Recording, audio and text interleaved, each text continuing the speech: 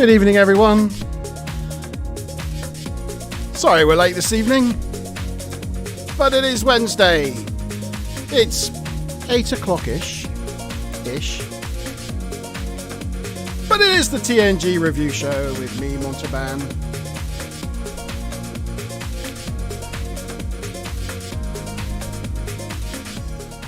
Good evening, everyone. With it me, G-Star? With my me, Bob. Oh, I was getting there. I was just pushing buttons, doing my pushing button thing. Yes. Good evening, everyone, and welcome to the show.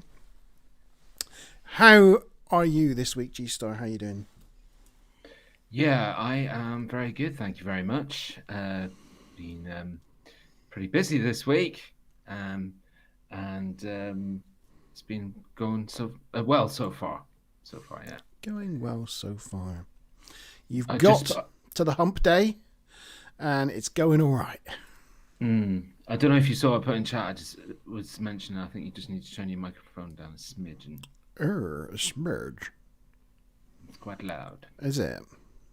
I don't know if that's just me getting that, but well, my levels seem to be okay. But yes. All right, I'll turn it down a little bit more. Let's see if that helps. Yes. Good evening, everyone. Good evening, guys. And Mazza Bob, how are you this evening? It's good, thank you. You are well. You're having a lovely week. It's okay. It's just okay. It's an okay week. Normal. It's normal. Well, Working. We've made it to Wednesday evening and TNG review time. So the week just gets better. Yeah. The week just gets better from now, really. This is like the river that runs through it, right through the middle of the week. Yeah, you've hit one the TNG. One side of the bank is all Skin of Evil, and the other one is We'll Meet in Paris. Exactly it. Yes. Yeah. We've got through it. Yes, and as G-Star has alluded there, tonight's episode is Skin of Evil, and we'll always have Paris. So that's the episodes we'll be running through tonight. And just looking at chat, I can see Stu Plum there. So good evening, Stu Plum. Welcome on board. And Lindy Hop. Oh, welcome. And Lindy Hop.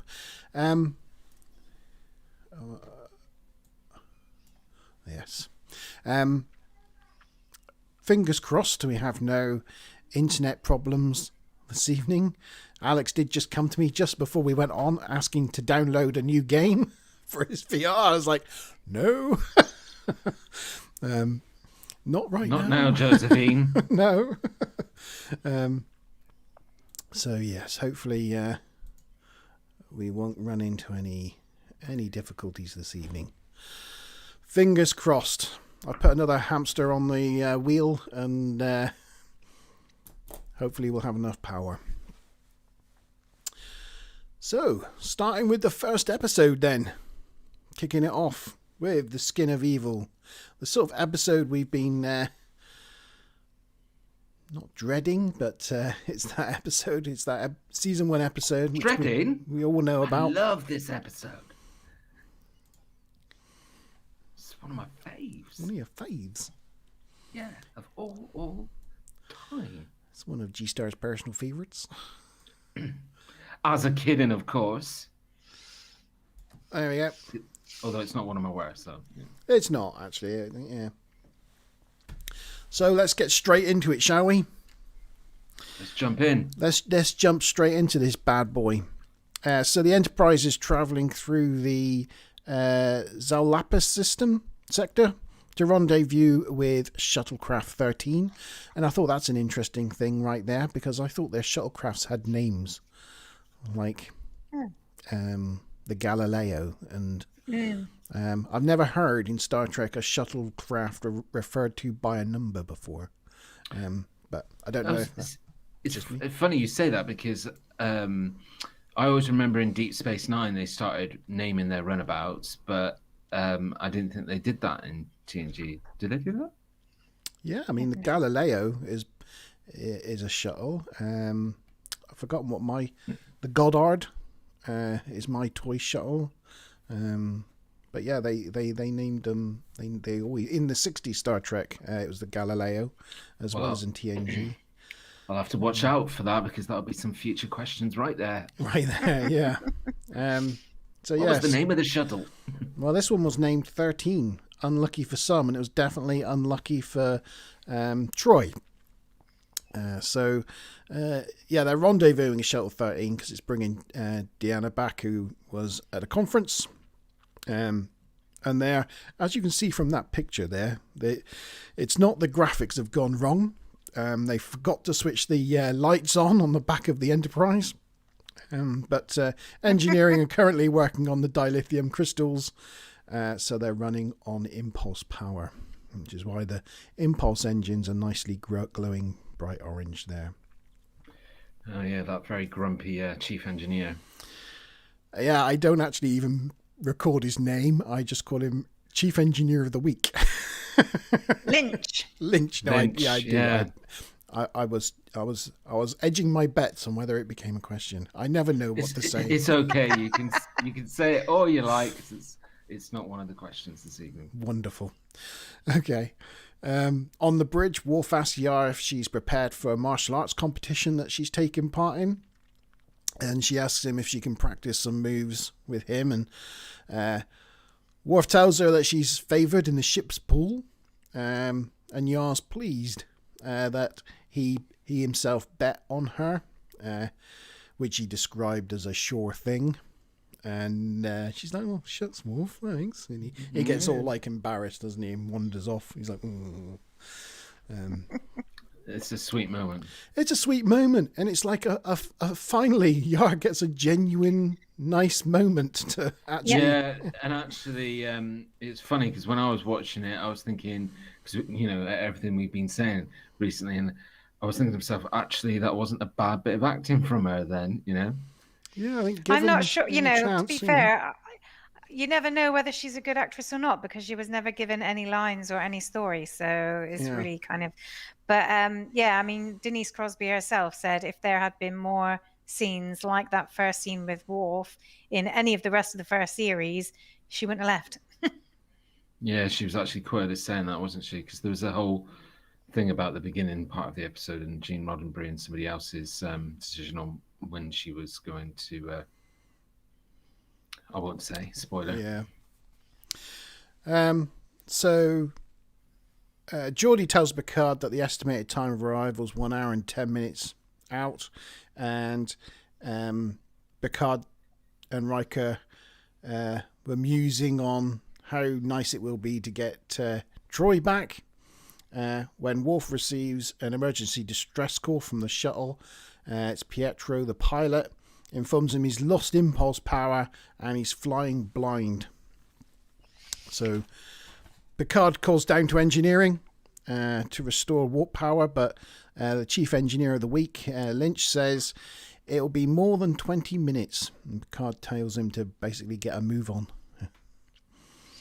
So Lynch, basically, he's realigning the dilithium crystals, right? Yes.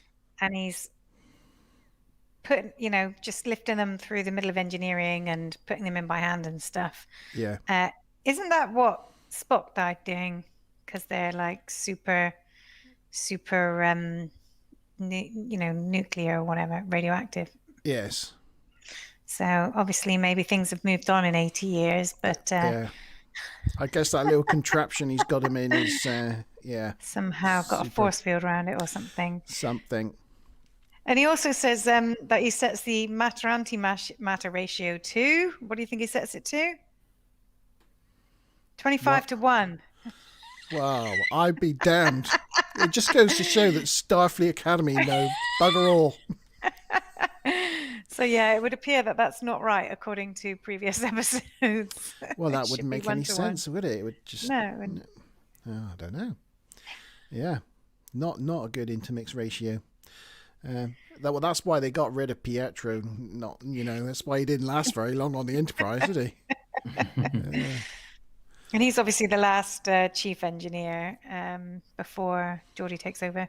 Oh, is he? Right. Yeah. Yeah. The final in the parade.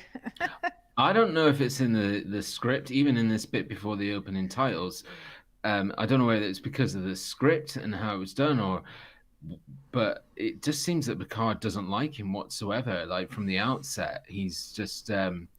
I know they're in an urgent situation, and he's not being particularly like the best helpful, but it just the way he talks to him, you haven't seen him talk to anybody like that, really. He's pretty gruff, yeah. I mean, this guy's bypassed all the security procedures, and Picard basically says, "I don't care. I'm going to go warp 8. Like, I don't care if it's dangerous or the engine's going to blow up." Yeah. Because he says make it so at the end of it, so that just it makes it feel better. Makes it so. Yeah. Yeah. Sorry, it's Lynch. Geordi tells Pietro, who's the pilot, he's dangerously close to a planet, and Data confirms that the planet is uninhabited. The chief says it's going to be another 3 minutes. Pietro reports that they are caught in the gravity well and are going down. And you get a weird shot of the bridge looking down from above, which makes the bridge look really tiny. I just noticed like the end shot of the tease was just this weird camera angle looking down on the bridge. But anyway. And that is the end of the teaser. Go G with question 1. Okay. So this is a Lieutenant Commander question worth 25 TNG points.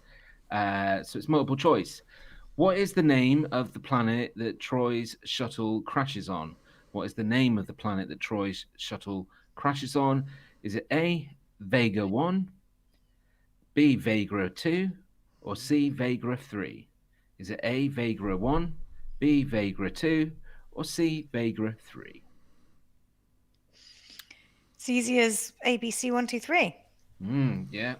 Do you know, starting off easy. Interestingly, I do actually.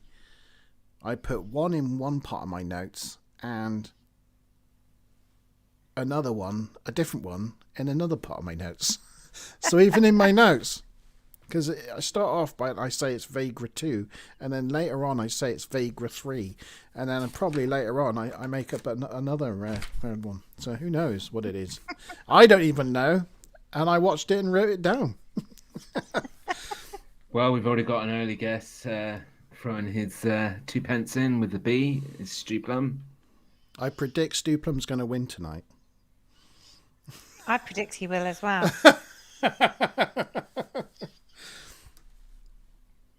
That'd be the 3rd week running. Looks like a knitted Star Trek item might be going to Stu Plum. Yeah, he might be getting a prize. Okay, well, while just in case anybody else comes on whilst we're getting that, we'll carry on. Don't forget to move the picture on. Oh, right, sorry, yes. There she is, telling Worf. What a lovely you bet picture. On me, Worf. Oh, you're a sure thing. And there he is. I love the way that looks like a candle rock salt thing. Totally is, isn't it? A piece of quartz. Yeah. So, talking of this picture, Lynch is resetting the dilithium and overrides all the computer's checklists, and the computer's not very happy about that. He advises Picard that they have minimum warp power, and Picard orders him to go straight to warp 8, as we mentioned earlier. Lynch objects, but Picard's like, make it so. And he's like, all right, cool. And then the Enterprise explodes in a fiery ball of antimatter. That's literally what could have happened. It was pretty reckless, to be fair. Yeah, just override every safety precaution, you know. And then go against your chief engineer's recommendations. And then go straight to near maximum warp with it, yeah. What could go wrong? The Enterprise enters the orbit of Vega, and Worf locates the shuttle, but there's debris blocking the transporter, and they've got sort of minimum life signs. Riker, Data, Yar, and Beverly beam down as the away team, and they locate the shuttle, and Beverly confirms faint life signs coming from inside. But on trying to get to the shuttle, they're blocked by an oil slick. And no matter which way they go, the oil slick moves, blocking their path. Data can't find any measures that it's still alive from his tricorders, but concedes it's possible that it's a life form.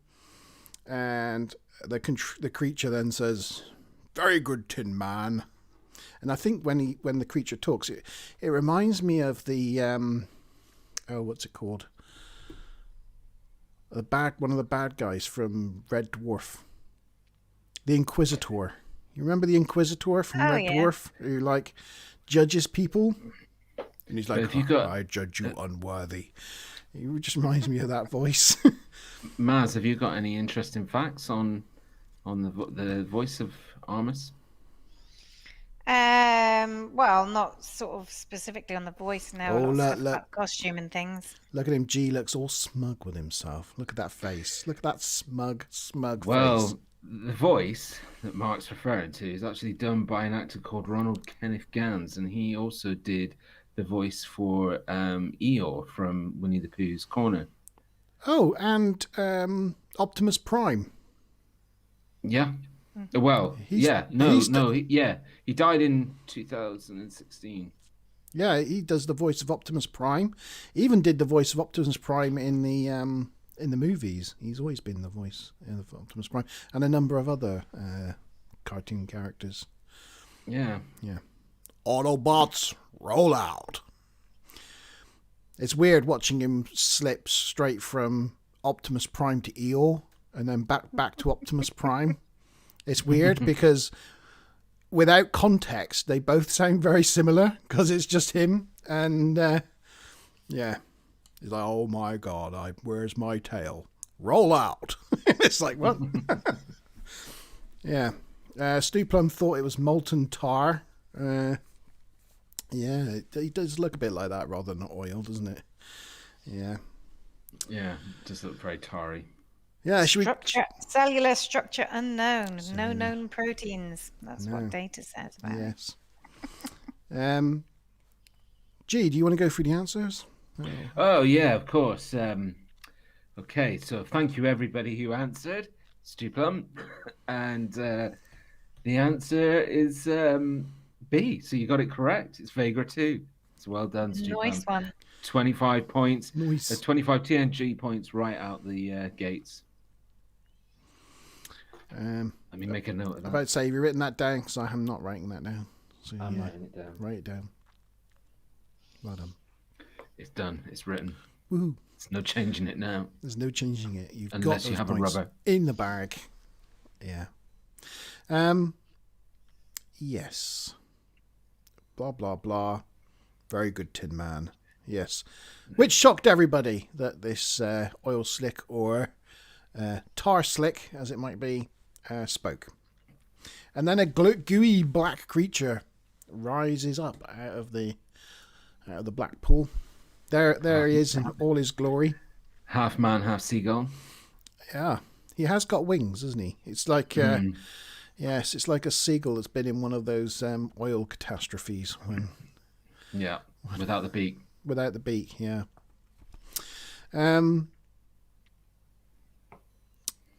Blah, blah, blah. Picard asks Riker what he sees, and Riker replies, "Trouble." Oh, I was thinking then. Trouble. I was thinking then, have I just ruined a question? You see, I didn't know whether to say that one because I was like, question number 2: how does Riker describe the creature? That doesn't sound anything like my voice, by the way. It really doesn't. No. He describes it as trouble. No, I know, but I just had a feeling when I wrote that I'd done wrong. Good evening, Karen. Welcome on board. I bet you're watching this and playing Fortnite at the same time. Multitasking. What do you reckon the chances are? Karen, if you want to try and catch up, I can quickly give you the first question. Well, and then if you drop in, she can see it in chat now, can't she? No, because Smiley didn't actually put it in chat. Oh no. Oh right, yes, good point. You've frozen, Gary. Just. Oh yeah. Yeah, I do keep freezing. I don't know why. It's a nice profile shot. Karen says yes, please.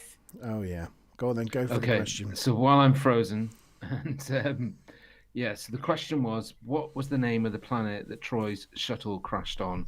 Was it A, Vagra 1, B, Vagra 2, or C, Vagra 3? What was the name of the planet that Troy's shuttle crashed on? A, Vagra 1, B, Vagra 2, or C, Vagra 3? Exciting. Yeah. Stuplum thinks it's a shame that he wasn't called Tarzan. Tarzan. No. Hilarious. That's so Stuplum. I mean, that outfit. So the guy was called Mark McChesney, but it was a separate headpiece and then a body piece, and the body piece was outsourced. I mean, like, I don't even know how that would take that much effort to make, to be honest. It looks a bit like a kid's school project, but for whatever reason, the Metamucil mixture disintegrated all the seams on the suit. The head was fine. So then they had to order a second one, and the same thing started happening. So they went through 4 different suits during the filming, and for one of them, it was completely open at the back, and they were just sort of trying to hide it out of the way because it had all sort of split open. But yeah, not particularly well made, or at least did not react very well to the goo that they were putting him in, which was this kind of thick Metamucil liquid and ink.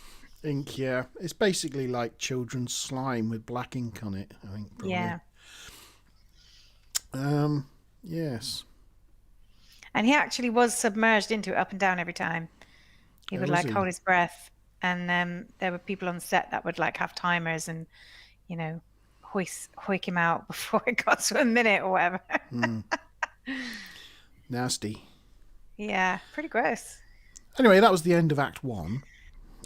So Act 2, Picard informs Riker that he doesn't think that the proximity of the creature to the crash shuttle is a coincidence. A coincidence? I think not. And the creature identifies itself as Armus and wants to know why the away team's there. Riker explains, but Armus says, why should I let you pass? And Riker says, well, because, to preserve life. And Armus again says, well, why? Why bother? And Riker says, well, because everyone has the right to exist. But Armus disagrees. He doesn't think everybody has a right to exist, not on his planet. But he tells the away team they can leave now. And Yara, by this time, Yar's had enough of this. And says, look, we won't hurt you, but we need to treat our crew. And she goes to walk by Armus, and Armus knocks her back with some sort of invisible force field or power, and just kills her outright. Gone. Done. Which is pretty shocking. In that there was no build up. There's no. But yeah, knocks her back. They tried to phaser Armus, but it didn't affect him one bit. And Picard beams them all back on board. In sick bay, Beverly tries to bring Yar back, but can't bring her back. I just want to point out a little bit of a slightly annoying way in which they filmed that, because they, obviously they've already mentioned that Yar's not alive, she's dead, and they beam her up. And the first thing that Dr. Crusher says is, I need to get her immediately to medbay. Yeah. And why didn't they beam to medbay? It's more it's completely within their capability to do so. I was going to point it out, but not only that, she kind of almost shoves Yar's dead body at Data and says, I need her immediately in medbay. I mean, what's he going to do? Just go running through the corridors with a dead body? I mean, I assume that's what happened. I mean, it's just why didn't they beam her there? It's so stupid. And also, when she got phasered, so basically Picard, rushed off immediately towards her, and she was only, 10, 20 foot away. And then obviously the other two sort of tried phasering the guy for a few seconds and then kind of looked at each other and gave up and ran off. And they all got to Yara at the same time, even though she was only 10 feet away. And the Doctor had set off about 8 seconds earlier. Yeah. Yeah. And she can't do anything about it. She tries. Yeah, she tries. But to make it look like something happened to her, they draw a little splodge on her cheek with some red biro. Which again looks like something out of a computer game or something, It's like... Or a child's school project. Yeah. Yeah. It just looks like painted on, just little painted on splodge. It actually, maybe it's because when I watched this much earlier, years ago, the quality of the TV picture wasn't that great, but watching it, this week on a more sort of high definition quality, I mean, that makeup just looks even worse. It really does look like makeup on like actual, just somebody's taken out their pocket makeup and gone and put it on there and splodged that red stuff on there. Yeah, terrible. I do think some of the makeup things, even like Worf's makeup and things, and some of the sets don't age well with high definition and 4K ramp ups like that. Because you can then see the seams and all the things that would have been hidden once upon a time that they would have just done and gone, I know it looks that way, but trust me, on camera, nobody will ever notice. And now we're living in an age where it just picks everything up. So, yeah. Stu just made a good point. He said, "Don't get shot putting your lipstick on." It does look like that's what she was doing, and she got whacked. Yeah, you could just imagine it. Yeah. Karen and Stu Plum are having a bit of a pun off, I think. Yes. They're talking about Mr. Targrump's man, Mum TARDIS. Karen says he really isn't harmless like Armus. I don't know. It goes on. Harmless. Well, at least they're entertaining themselves. Yeah, it's good. It's good. Yeah. Carry on with more of that. We want to see more of that. More puns, please. Officially pronounces her dead and says Armus literally sucked the life right out of her. On the planet, Armus covers the shuttle. Troy tries her comm badge, but it doesn't work. Armus taunts her by saying that they've left her and he's killed one of them. And Troy says she knows. She felt it. And she says they haven't left. She knows what he did. Armus tells her he did it because he wanted to, because it amused him.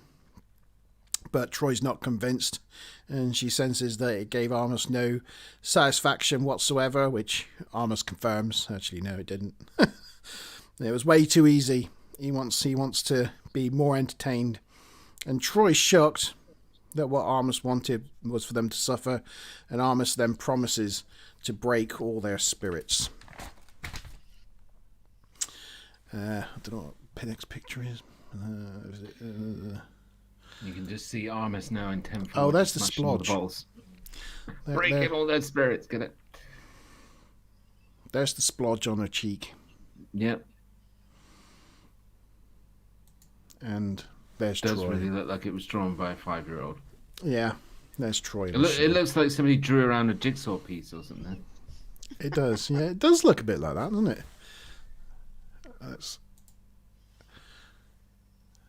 I don't know, Karen, Stu Plum, if you can see any other pictures there, please let us know in chat. Yeah. I see a horny beast. Armus can't get no satisfaction. No, he can't. There's something Freudian in that, Gary. In the conference lounge, the bridge crew are arguing amongst themselves about the situation when Picard taps the table to get their attention. He tells them that for now they will have to put their feelings aside, and makes Worf acting head of security. And Worf's like, I'll try my best. Riker thinks that the attack on Yar was some kind of tactic, but the only way to find out more is to go back down.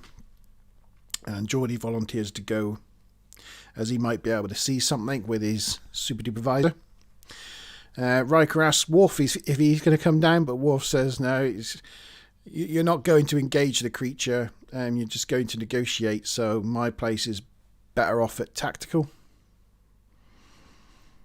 And that's the end of that scene. Is there any more questions or anything at the moment, G, or are you all right? No. Okay. When they get next down to the planet, maybe. Okay. Let's go Karen on. thinks the splodge looks like Thanos. I'm not quite sure how, but Thanos? Yeah. No idea. I'm like tilting my head this way and that. I mean, I see the bit that's just move your mouse to the left, Mark. So that first, I see that as the chin.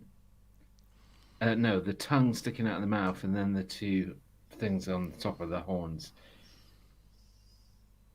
Or it's the creature's nose. Sorry. It's Anyhow. Anyway, could spend days looking at that. Let's look at Troy stuck in her shuttle. The away team materialise on the planet and find Armus stretched over the shuttle. Armus tells Troy they've come back, but he won't let her speak to them. And she can tell that he was surprised that they came back for her, and questions whether it was because the others didn't. The others. And Armus claims not to know what she's talking about. What others? What are you talking about?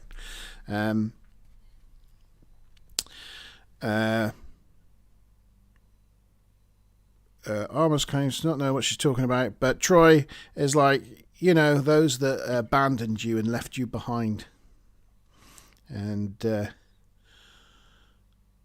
upsets him. Yeah, that upsets Armus. And he's like, what do you know anyway? And he turns back into an oil slick and leaves her in the shuttlecraft. At Tactical, Worf reports that the energy signature that's covering the shuttle and preventing them to beamering her out lowers when he's covering the shuttle and talking to Troy. Next picture. Oh, next picture. It shows that. Oh yeah, this is the energy signature. You can see it there at the field intensity, and these are the two low points at the 2 points where it covered the shuttle. So Picard asks them to chart it and see if there's some sort of pattern and something they can use to their advantage. Armus once again rises out of the oil slick and says that you should go back, and wants to know why Riker. He says you're back and wants to know why. And Riker says that they're there to negotiate for the captured crew, but Armus says that he wants nothing, so there's no point in negotiating. And Riker says, well, in that case, you'll have to kill all of us. If there's no negotiation, and you're going to have to kill us. And Armus says, I might do that. I thought it was a bit of a bold move, as he can prove he can kill any of you without no conscience, without giving two Fs, to say, I'll just kill us then. I thought, well, that's bold, because he could have just gone, oh, all right, boom, next away team. But there you go, ballsy.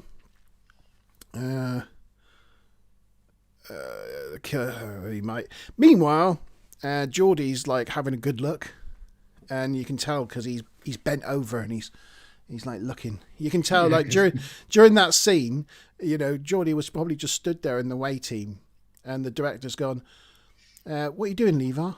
And Levar's like, "Well, I'm looking at the creature." And he's like, "Well, no, you got to look like you're looking." What do you mean I've got to look like I'm looking? Well, bend down on one knee and like, play with your visor or something. Do the whole Cyclops thing. Yeah, well, you can say, yeah. Because he does. I think he touches the edge of his. Yeah. Thing. So, all right, okay. This is very Cyclops. I'm doing the looking. So yes, he's having a good nose. Beverly pleads that she's a doctor and needs to treat the survivors, and Armus says, "Say please," and Beverly says, "Please," and Armus says, "Well, you acted nicely, so I will allow it." But then instantly, oh no, I changed it. Changed my mind.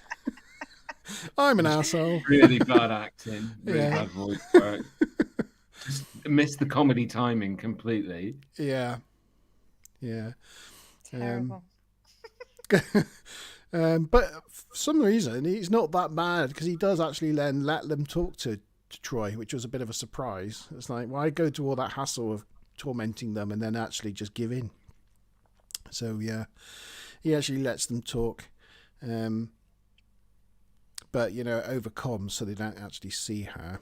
And Troy confirms that she's okay and knows that what they've come up against and that they're up against trouble. Armus then taunts them by throwing Data's tricorder and phaser away because it didn't help him. And he's obviously noticed Geordie's looking because he rips Geordie's visor off and throws it on the ground. And you can momentarily see LeVar Burton's eyes. Oh, like normal eyes. Not the white eyes.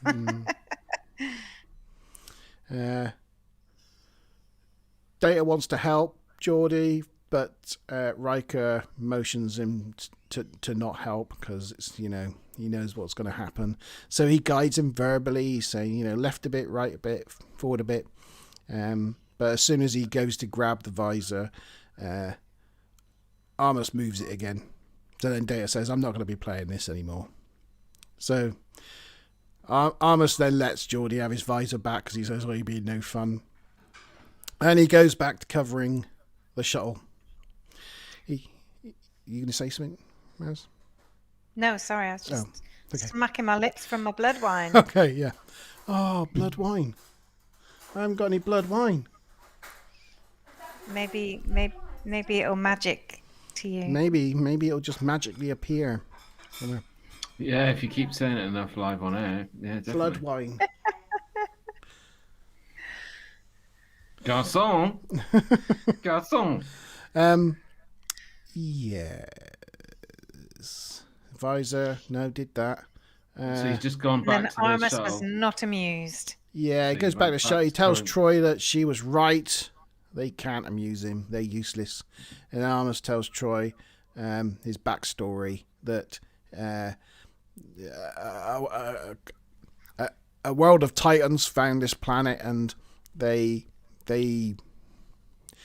like managed to grow all their bad stuff, their negativity and their anger and their hatred into a second skin, and they came to this planet and cast off that second skin, which was Armus, and then they left him behind, and the beautiful creatures just left him and disappeared. Boo-hoo for Armus. It's all a bit fanciful, though, isn't it? Yeah, I quite like the idea. And then everybody can talk English and do magic. Magic, yeah. Yeah. I quite like, though, if it's like a sort of like, like a class of Titans, like these like really epic creatures, could do this. Yeah, it does actually. It sounds a bit like the sort of, fables of the Greek gods or something. Yeah. Yeah, it'd be good to like come across them one day and find out what they were like. Go, you assholes. See what you've done. A bit Remus and Romulus, isn't it, really? Yeah. And Troy's like, I pity you, and that upsets Armus then, because he doesn't want her pity, and he makes a shuttle shake all about, and then he leaves the shuttle, and he basically takes out his frustration on Riker. So he goes back out to the away team, grabs Riker with his force field grab, and sucks him into the oil slick. And as they rush forward to help Riker, the goof. Geordi drops his phaser. It falls out of his pocket and drops into the oil. And then in the next scene, it's magically reappeared, all nice and clean, back in his uniform again. Levi's on a roll. Yeah, I noticed that one. Yeah, we all noticed that one. Yeah, it's a bit hard to make. It's one of those things where they dragged him into the goo, and you can imagine them going like, "We're not shooting that again. We don't care what you did." No, I don't care. Yeah, Riker's not doing that again. Yeah. And Armus warns that if they all leave, the captives will all be killed. The other thing I'm wondering about with this is he sucks Riker in, and Riker's not a small chap, but when the oil slick's on the ground, it's not like in a deep hole or anything. It just sort of slithers over the ground, like as thick as this folder. Mm-hmm. So where did he go when he got sucked down into that deep? Same with Armus, though. Where does he go? Yes. Well, I can imagine he dissipates, but Riker's is like a person. And then later on, Armus then goes and covers the shuttle again, and it looks like he's like a few mil thick around the shuttle. But we've already established he's a magical, mythical being. Yeah, maybe he just gets pulled into a dark dimension. It's a little bit like Stranger Things. When you go through it, it's like just in the other side, and Armus is a doorway. Maybe. Or the oil slick is a doorway, and Armus is a demon the other side of it. Thank you, Smiler Rainbow, for my blood wine. Many, many thanks. Where's mine? Nah, you don't get any. See ya.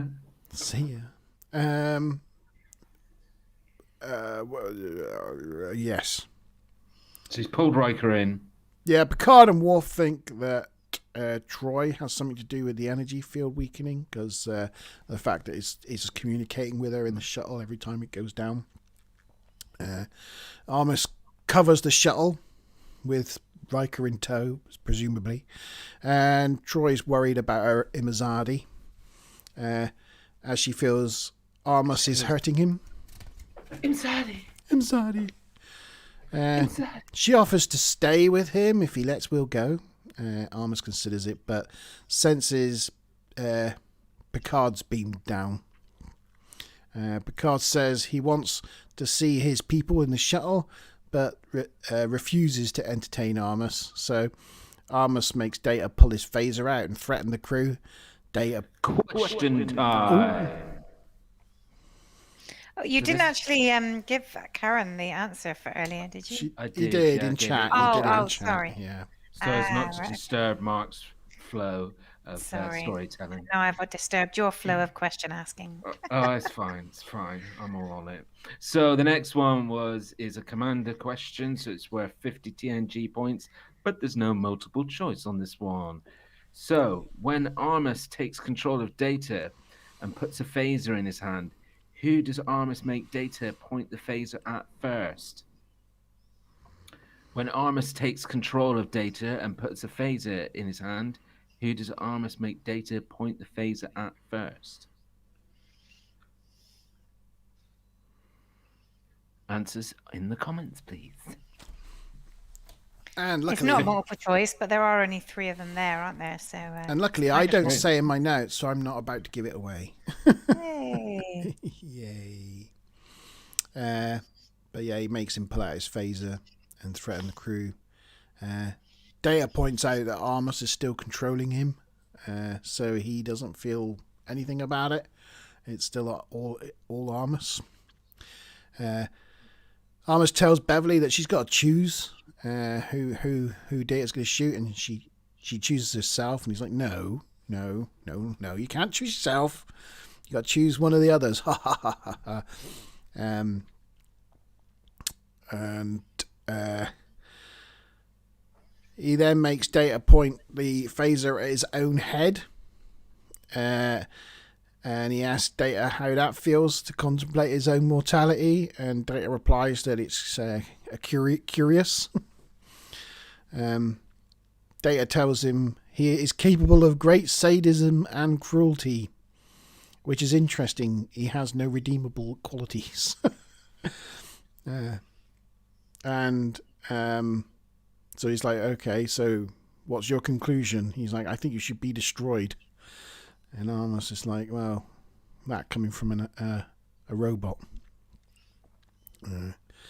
Picard threatens to leave Armus unless he gives them his crew back, and Armus concedes and lets Riker out. And I noticed when he lets Riker out, it's kind of like again, the scene's a little odd because you see Armus stood there facing the camera out of the oil slick, and then produces Riker, and it goes to the right hand side of him, which to us then looks like it's inside the oil slick, between the oil slick and the shuttle. But they all come running forward to Riker, so it was on the outside. It's not quite staged. Really bothered me. Yeah, it's not quite staged properly. No, very right. Unless the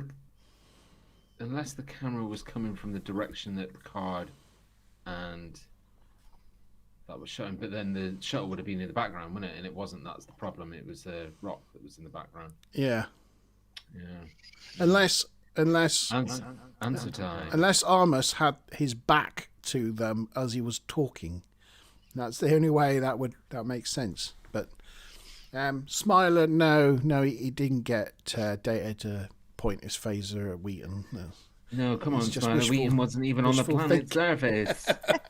That's just wishful thinking. Yeah, he's up on the bridge helping Worf track the energy signatures. Come on. Have we got answers then? We've got answers. We've got answers from Karen. She put Geordi and Stu put Picard. What are your guys' guesses, or maybe not guesses? Maybe you know. I would guess Geordi, but I'm not sure. I'll guess Picard. Okay, so the right answer was Crusher. Oh. Yeah, so nobody got it right, unfortunately.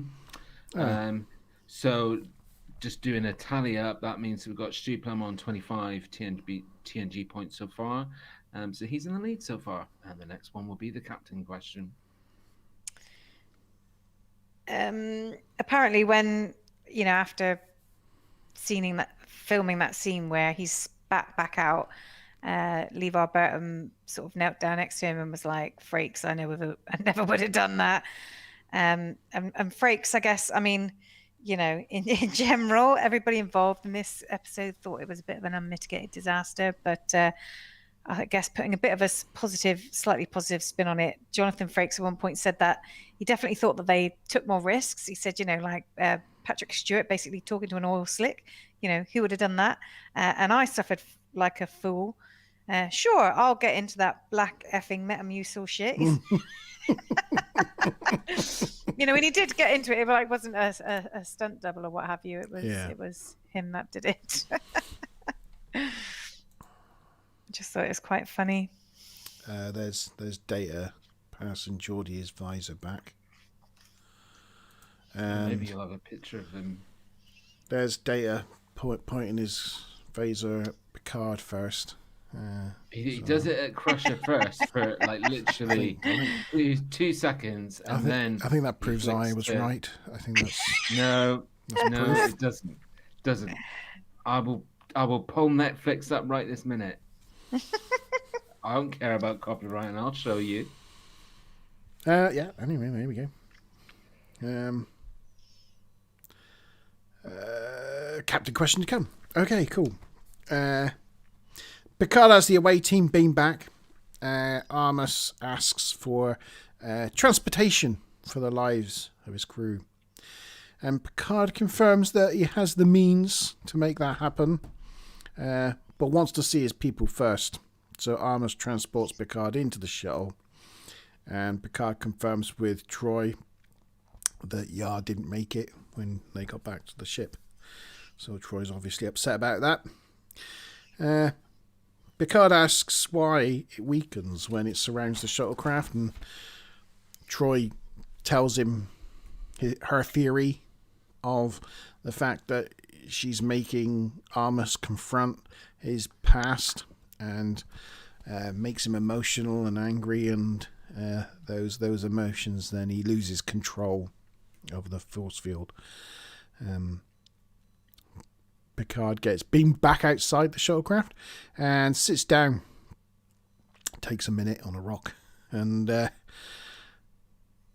he himself, using his awesome diplomatic skills, and makes Armus face his own loneliness and what the Titans did to him, and with Worf and Wesley monitoring the computer console tactical, set the computer to automatically beam out the away team when the energy level drops below 2.6.205.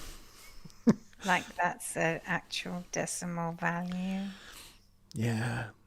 I don't know why you'd have 2 decimal points. You wouldn't. 2.6.205. Yeah, he does that a few times. Picard tells Armus that true evil would be to submit to him and give in. And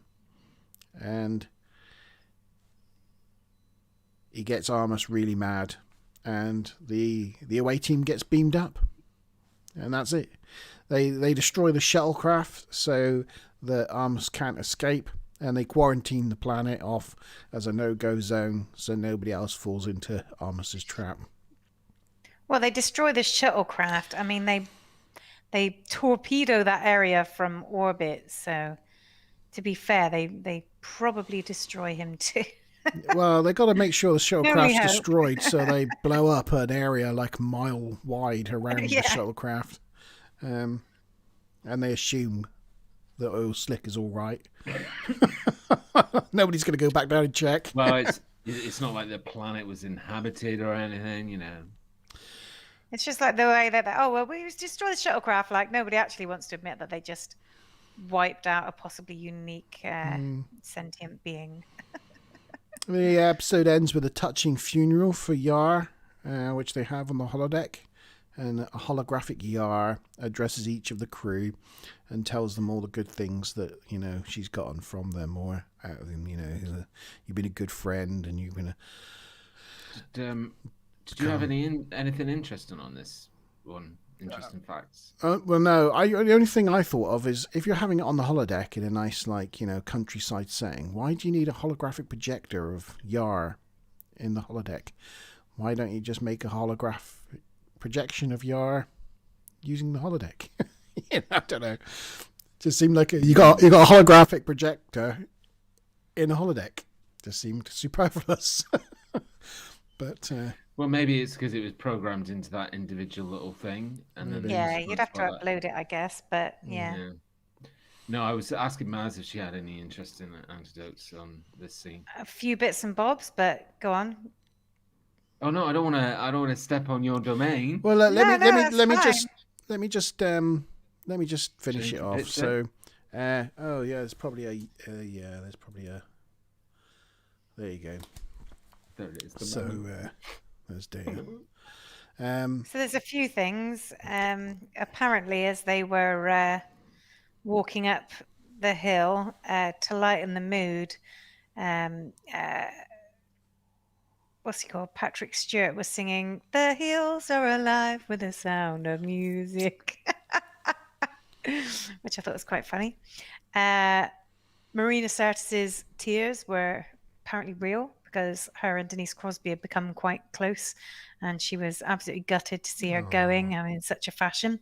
Well, apparently also she was off to the side as they were filming it, so that, and she gave, she looked at Marina Sirtis as she was doing her part, and so that drew those tears out of her. And there's a bit of a weird thing with Crusher and Crusher's uniforms. It's so weird because they've got obviously got a blue screen, So they turn Crusher's uniform green, and the one sort of blue stripe on Wesley green. But then in another shot where there's a tree behind Beverly, hers goes back to blue, but his stripe's still green. And then when there's a close-up on Will, his stripe goes blue. It's just really bizarre. No, They just keep changing the color of their uniform throughout the scene. Yeah, no, I didn't notice that. It's very weird. All right. So I had another interesting fact about this scene. So originally they filmed it with Tasha looking directly ahead, and then I can't remember which way around it was. I think the way around it was is that Gene Roddenberry wanted it so that she was just looking ahead, whereas the person who was directing the episode felt it was more right that she was looking at the individual people as she was talking to them. So then they refilmed that second sequence of it, and that's the one that we see at the end. But yeah, and I can't remember, there was something else. Yeah, I did know that and read that, but then when I actually watched it, I was like, it doesn't look to me like she's looking around. So I didn't quite get it personally, but yeah. Mm-hmm. But did you guys know that this wasn't the last episode that well, you weren't with us last week. All right. So last week when we did the final episode that she filmed, we showed the clip where she waves to the camera. Did you know that, Gary?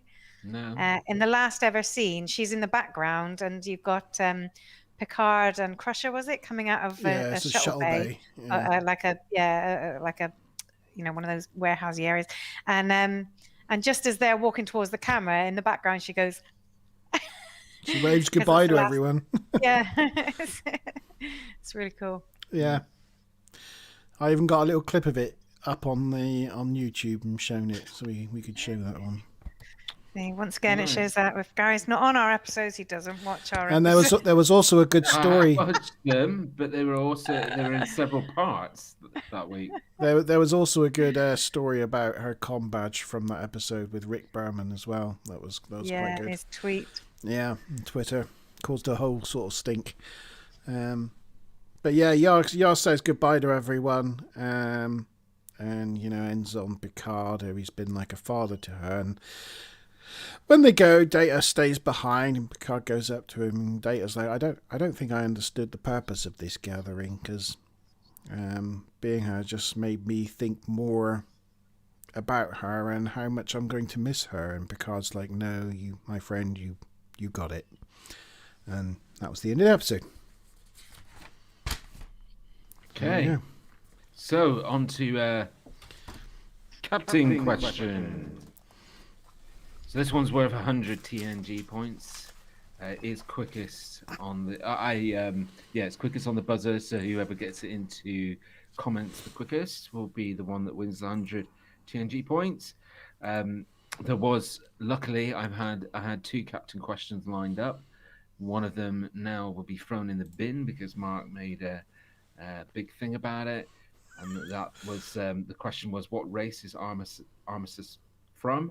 And it's the race of Titans, but I'm not going to go through that. That's not the question now. So the Captain Question is, what is the first name of the pilot in the shuttle with Troy? What is the first name of the pilot in the shuttle with Troy? Put your answer in comments as quick as you can. Got more puns in chat, by the way. Yahoo! Yeah, go on, read some of them. And Plum said when Armus left, why didn't he say Tartar? Karen said it was yarning. Who was yarning? I don't know. Somebody was yarning.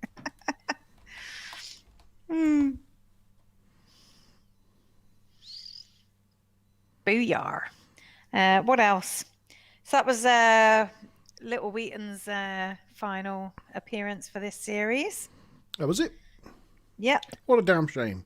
Yeah, but it's weird because you guys we were saying about how Symbiosis was actually the last episode that Yar filmed. But actually she gets credited for the next episode, the next 2 or 3 episodes in this season. Yeah, as a main cast of the season, she does get credited up to the end of the season. Yeah. We've only got 3 left after this. Yeah. What's the first name of the shuttle? I think I know, but I don't know if I can spell it right. You said it several times at the beginning, but that was like 45 minutes ago now. Yeah. Oh, I'm looking for his first name. Oh, was that his surname? I don't know. I don't recall no if you idea. said his surname. Oh. Well, I'm going to say what I think it is. I've written it out. I've pushed the enter button. Prieto. Yeah. Prieto. What else have we got to say? I told you that they were submerged. Oh, also the guy that played Armis, Mark McChesney, later played the Shellyak director in Ensigns of Command. Just saying. Several things about Armis's name might have been named after the TNG writer Burton Armis. And Armis also is Estonian for fell in love, but I doubt that had much to do with him being named. I don't think so. No. Are we ready Sorry. Just to point out that it's obviously one person in the suit for Armis and then another person doing the voice. Yeah. Yeah. Are we ready to do scores? Scores on the doors. Yeah. Yeah. I think so. Let's share the score screen. Sharing the score screen.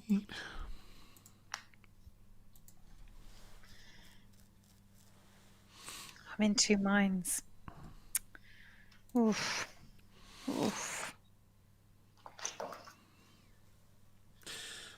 Right, everyone, if you could give your scores in chat. Karen Stuplum, what do you reckon? What do you reckon for Skin of Evil? What would you give it?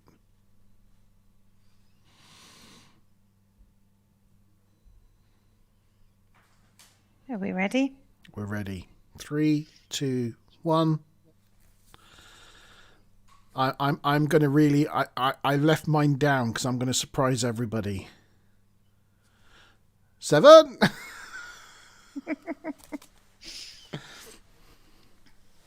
I really enjoyed it. That's got to be Maz's lowest score so far. It is, isn't it? yeah. It is. I was toying with giving it a 2 and making it my equal least. What did you give it, G? 5. 5. Yeah. Stuplum gave it 5 as well. 5 from Stuplum.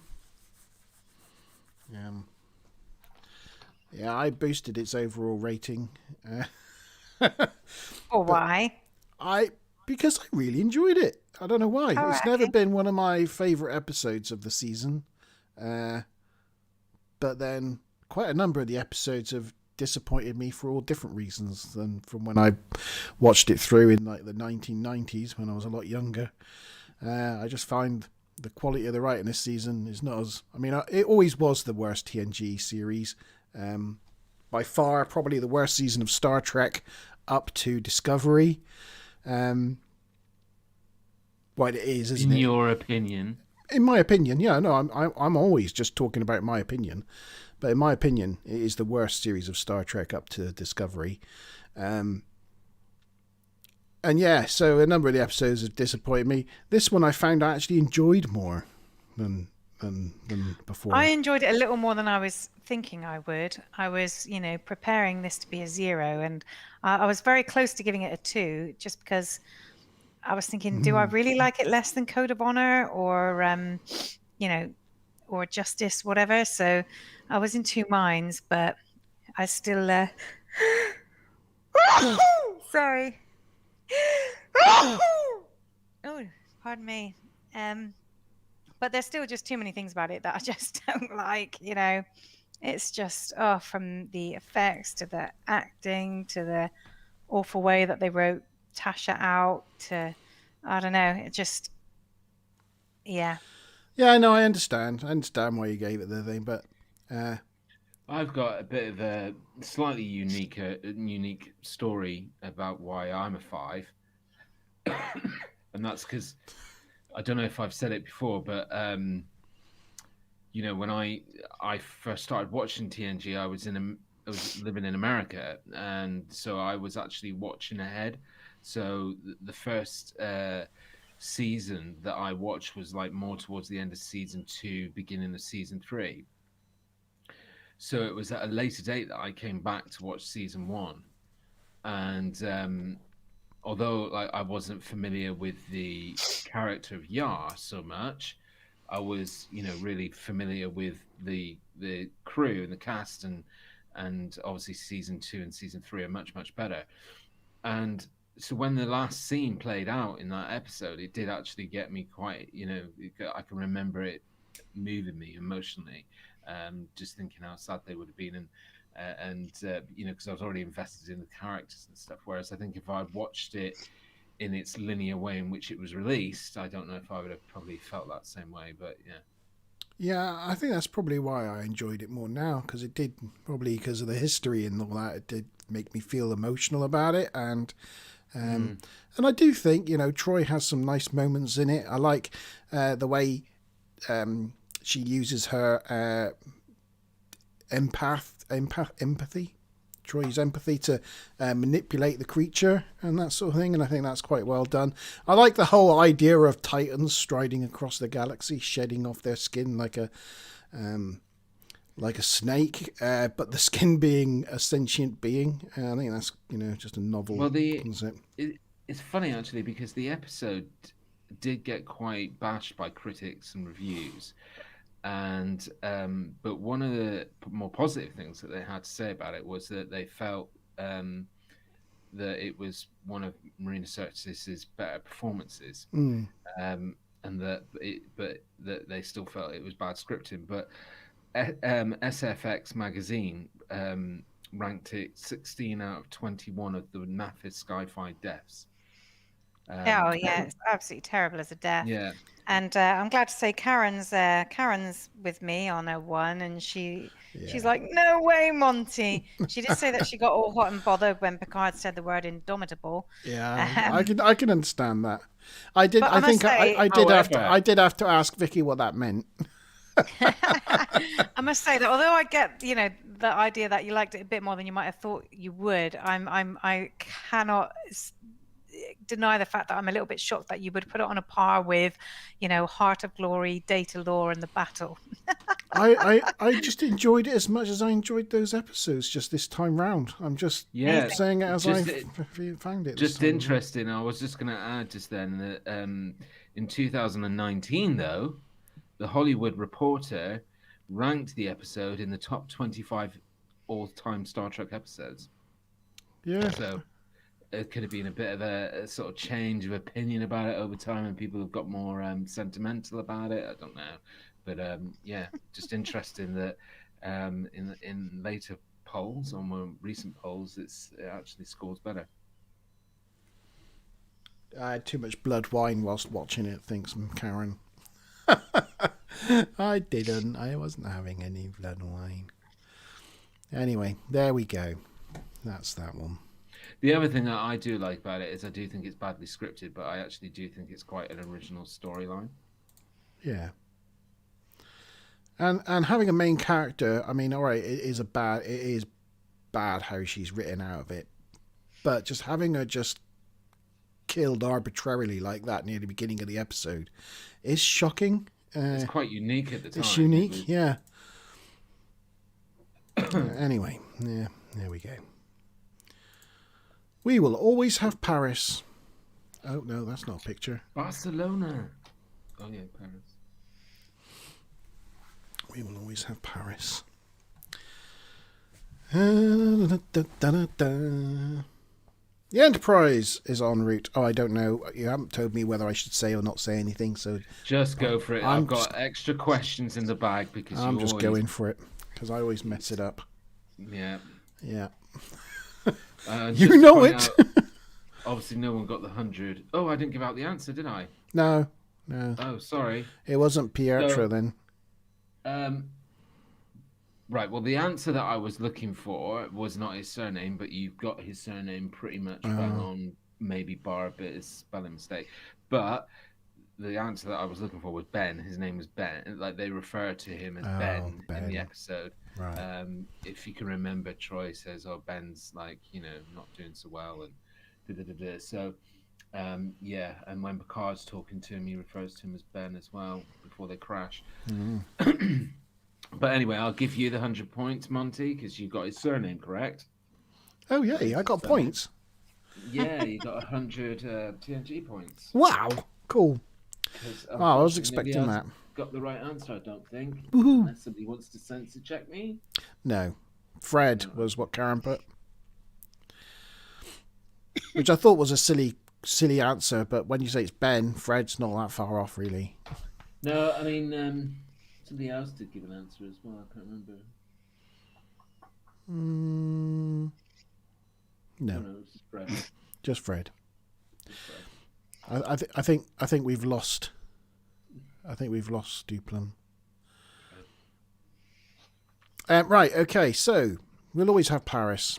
The Enterprise is en route to Serona 8 for some shore leave, for some urgently needed shore leave.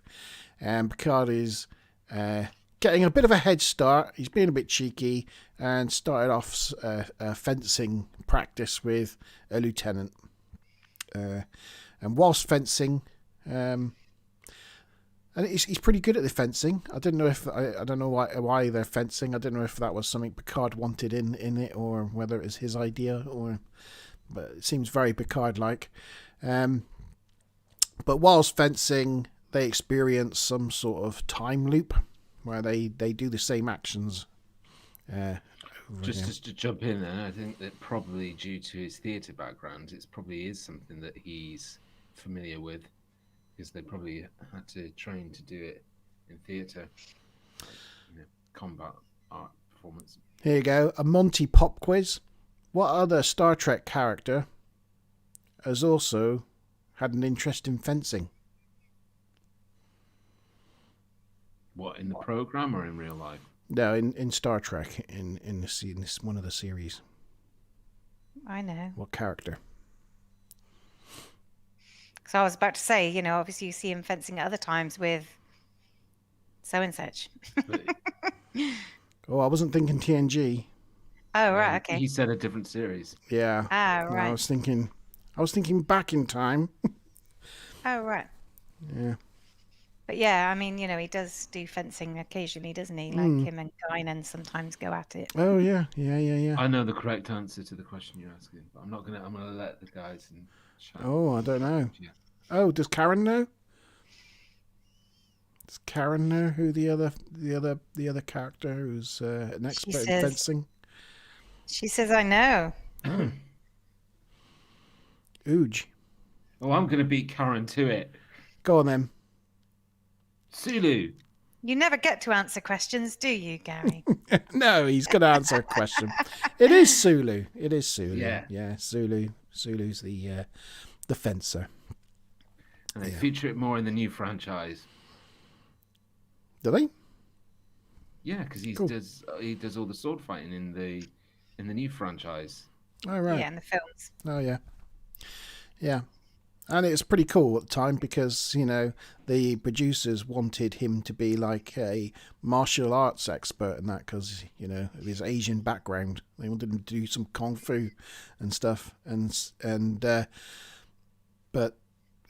George Takei just wasn't interested in that sort of thing. So he was like, no, why? Just because I'm Asian doesn't mean I should be interested. I'd like to be interested in something, that just normal, everyday Western people would be interested in. Someone, completely not of my ethnic background, just to make myself different. So they made it fencing, so he could become a fencing enthusiast. Cool. Yeah. Yeah, there we go. Yeah, so they experience some sort of time repetition. Picard signals the bridge and Riker confirms that they experienced a loop as well. So he goes up to the bridge, and on the bridge, Data confirms that sensors have reported nothing, so it's kind of strange.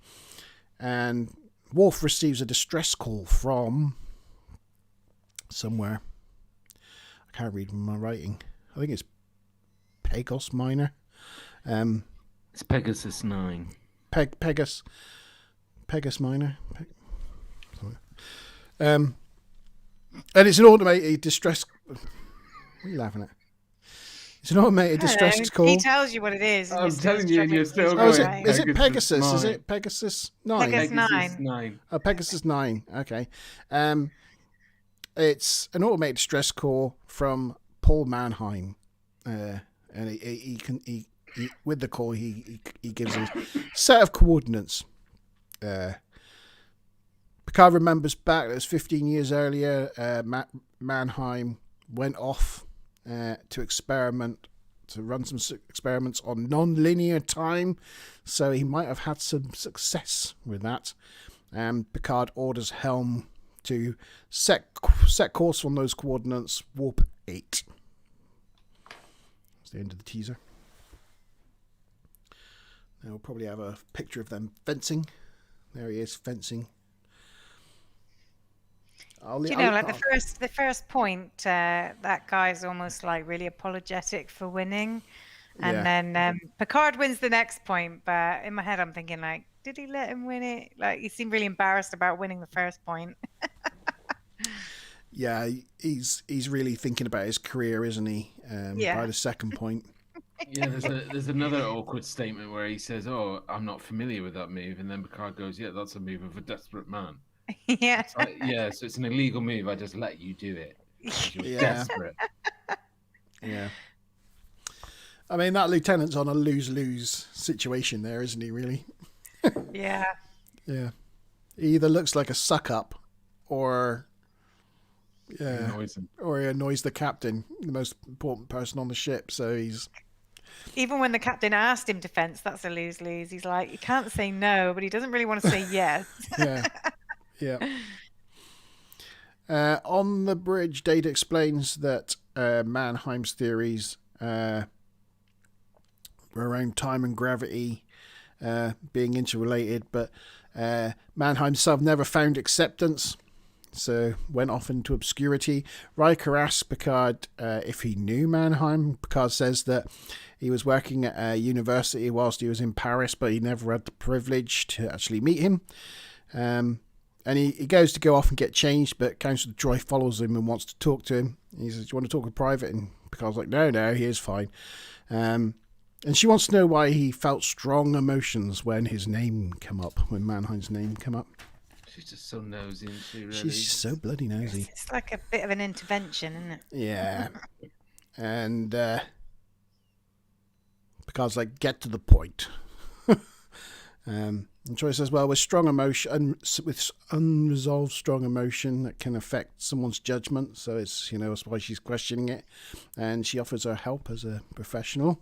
And he's like, what do you suggest? And she says, well, you need to take some time to think about your feelings and, some inner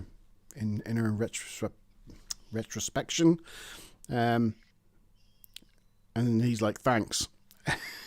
Gets in the turbo lift, and you're left. I'll let you know if I need you. Yeah, you're left lingering on Troy's face, time. And she's got that face which is like she knows she's just been fobbed off. Yeah, question time. So, first question, Lieutenant Commander question worth 25 TNG points. So Mark was just saying that Picard had... Oh, we've lost Mark. Yeah, I'll be back. It's probably gone to... Yeah, bio break. So Mark was just saying about Picard had just got into the turbo lift. On the way... So Picard's in the turbo lift on the way to Pegasus, and he asked He asked the computer how long will it take them to arrive at Pegasus 9. That's the question he asked the computer while in the turbo lift. How long will it take for them to arrive? And the computer answers A, 1 hour 59 minutes, B, 2 hours 5 minutes, or C, 2 hours 9 minutes. So A, 1 hour 59 minutes, B, 2 hours 5 minutes, or C, 2 hours 9 minutes. Because he's trying to figure out how long he's going to have in the holodeck, which is about to come up. Ooh. And then he goes to his room, changes. He does. Puts away his stuff. I mean, he's got like an actual, I've got here a fencing stick. I'm pretty sure it's Wow, is that what you call it? A fencing stick? That's what I wrote. But I was just thinking about, when at Christmas you play the fencing on the Wii, and Chris calls it the stick game. But no, it's a sword. Clearly, I just thought it probably has. No, it's a foil. Is it a foil? A It's foil. got a yeah. Well, I think the foil's the actual pointy bit. Right. Stu Plum is still with us, so get your answer in, Stu. A, B, or C. Cool. 1 in 3 chance. So yeah, and then he goes off to the holodeck and asks it to give him the Café des Artistes in Paris. Sets the date for 22 years previous on a specific day, and says, make it a warm spring sort of weather. April the 9th. And a warm spring day, yeah. How many years ago? 22. Correct. But it's does the holodeck hold holographic images of every location everywhere at certain times of years and certain times of day? I would think so. I mean, you think of the amount of video footage of any of these places that will have been taken ever. Theoretically, an internet-based computer would have all of those kind of images, and overlaying weather is just it's just like an overlay, isn't it? So.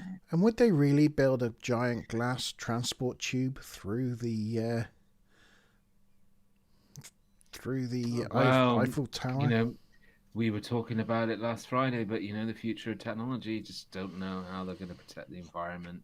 There's actually a restriction on building in Paris. You're not allowed to have anything over 10 stories or something. You can't have any skyscrapers in Paris. There's actually another Paris town centre outside of Paris town centre, which is it's like a mini New York with all the skyscrapers in, but it's kept completely separate from the centre of Paris so that it doesn't ruin the visage. You got to ask yourself, the time and the effort that would have gone into commissioning somebody to paint this backdrop. Would it not have been easy to get somebody to go to Paris with a camera, take a picture, and then just insert a pipe? Well, they didn't really need to commission anybody to paint that, because that's the one that was used in An Undiscovered Country. Oh, right. One of my little factoids. Yeah, that was the matte painting from the film. How was it? Mm-hmm. From when they go visit when they visit the president. Oh, right. The United Federation of Planets president. The president's based out of Paris, where Starfleet's based out of San Francisco. The Federation is based out of Paris. So yeah. Right. Well, there you go. That is interesting. And good evening, Chris. Still rubbish backdrop. Yes. Another point to note. So yeah, we were just saying they go to the holodeck. He meets the waiter. He shows him to a table. Picard wants a particular table. He looks at the view and then strikes up a conversation with a girl who's been stood up. And the girl asks, what are you staring at me for? Yeah. It's like lech. But yeah. Oh, man. She asks him why. Why do you think she's been stood up? How ridiculously were those two women dressed, though? Sorry. Yeah. It's pretty quick, Don't you ever apologise for making a fashion comment. Yeah. Answer time. Oh, okay. Right. Sorry, I just need to give out the answer to the first question. We've had all the answers I think, because Karen gave a B. Stu Plum gave an A. What did you guys guess at? Or did you? I'll go C. As you got an A and a B, I'll go C. Okay, Maz? Sorry, I wasn't even seeing chat for a minute there. I'll go A. Okay. So the correct answer was, unfortunately, you don't get any points for this one, Max. it's a Lieutenant Commander question, but the correct answer was C. It was 2 hours 9 minutes, is what the computer told him was the arrival time. But I got it right. I got it right. Yeah, but you know, you can only join in. It's a swizz, I tell you. It's a swizz. So no 25 points there. So just to do a tally up, we've got Monty on 100, and then we've got Stu Plum on 25, and me on 75. Because I've just decided that if people don't get the right answer, I award myself those points. I beat you guys. Yeah. So does that make sense? Yeah. No, what you're saying. It doesn't make sense at all. Well, it's because I beat you guys. You didn't get the right answer. Oh. I've got to get something. All right, fine. All right, fair enough. Fair Stu enough. Plum's got It's 25. like the bank winning at a hand of It's like the bank. Yeah. All right, So we'll we've give got it to Stu you. Plum on 25, and we've got you on 100. So that's the scores at the doors. Okay. All to play for yet, though. Yeah, Picard talks to the girl. She's wondering why she's been stood up, and he muses that maybe her date was afraid of being rooted down in one place, and then he decides that he's had enough self-indulgence and leaves the holodeck. Did anybody else notice anything else in that holodeck of note? Yeah. I spotted something. I've got something to say. Well, I've got two things to say, but I don't know how true it is. I didn't really have time earlier to go sort of back and rewind and check. But was there a menu somewhere in that cafe? There was on a stand, yeah. Because apparently it had croissants de lithium, Klingon tar gala mode, Tribbles Don Le Blanquettes. Tribbles? And well, it's like pigs and blankets, and l'antimate flambe. And the other thing was, how here he's sort of facing out like that, and it's behind him, and then when you've got the waiter next to him talking to him from a completely different angle, and then the Eiffel Tower's right behind him from another direction, which was a bit strange. Yeah. But I think they were my only observations. Well, I spotted something. Yeah. There's a diamond-shaped set of shelves. Oh. In this. That are also from Captain Kirk's quarters or his apartment in Star Trek II, The Wrath of Khan. And I think they were also used in Deanna's quarters, and they were also used in... I actually didn't write them all down. I just put used in a whole bunch of places. That's why I recognised them. It's been used about 5 times. I mean, I've seen Wrath of Khan like literally 200 times. So like as soon as he walked into the holodeck, I was like, "Ooh, Kirk shelves." Ooh, shelves. Sorry, I did have that. Yeah. That's not fandom. That's geekdom. That is geekdom. Yeah. And I don't know why this is an interesting fact. It's not really that interesting, but the waiter guy, Edouard, he's the only TNG character who purports to be French and actually has French as the first language. Well, there you go. Okay, cool. Picard I've got something interesting about this bit as well. Sorry, the captain question comes from this scene, but I'll go through that later. Carry on, Monty. All right, then I will.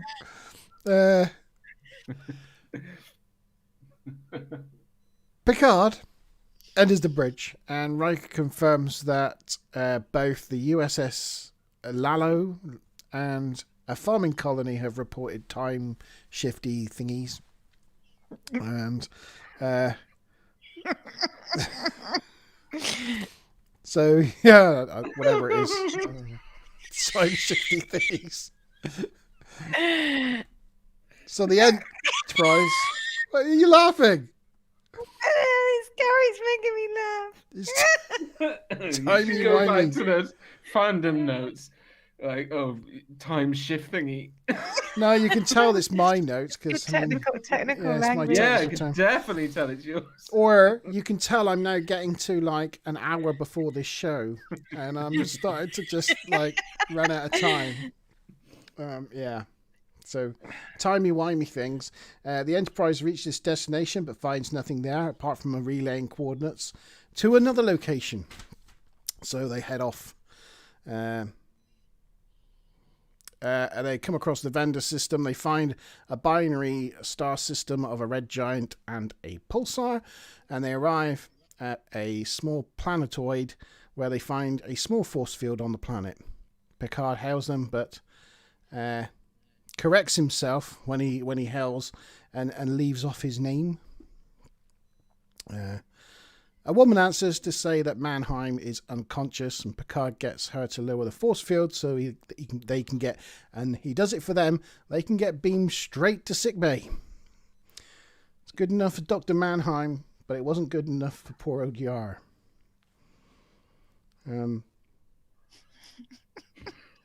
For some reason. What? Smiley Rainbow's just a bit timey-wimey. Timey-wimey. It's, to be honest, it's a Doctor Who joke, right? So you won't be getting it, but it's a Doctor Who joke.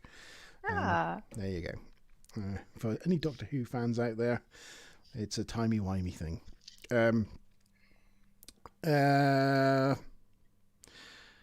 Picard heads down to sick bay, but for some reason pauses and thinks about it, and then asks Riker and Data to accompany him. Which just seemed a bit odd, why he needed accompanying down to sickbay. And also makes me think he's just taken the whole command crew out of the bridge. He needs a chaperone, effectively. Is that what it is? Is he? Yeah. I believe so. Back up. Yeah. Bev puts Mannheim into the sickbed and starts some tests when Picard enters sickbay. What have I wrote there? Question time. Oh, the lady turns around and goes, Jean-Luc. I should have known it was you. How else would have come charging to my rescue? Question time. Question time. Okay. Question timey-wimey. Yeah, timey-wimey for some time shifty thingies. And this question isn't linear because I've moved all the questions around to make them work a little bit better for this episode. So this was originally going to be the captain's question, but it's not anymore. So this is Commander question, so it's worth 50 TNG points. Dr. Mannheim's experiments were involving time and what? Dr. Mannheim's experiments were involving time and what? The reason why it's being reduced to a commander question is because Monty said it earlier in the episode discussion. I did say that. I did.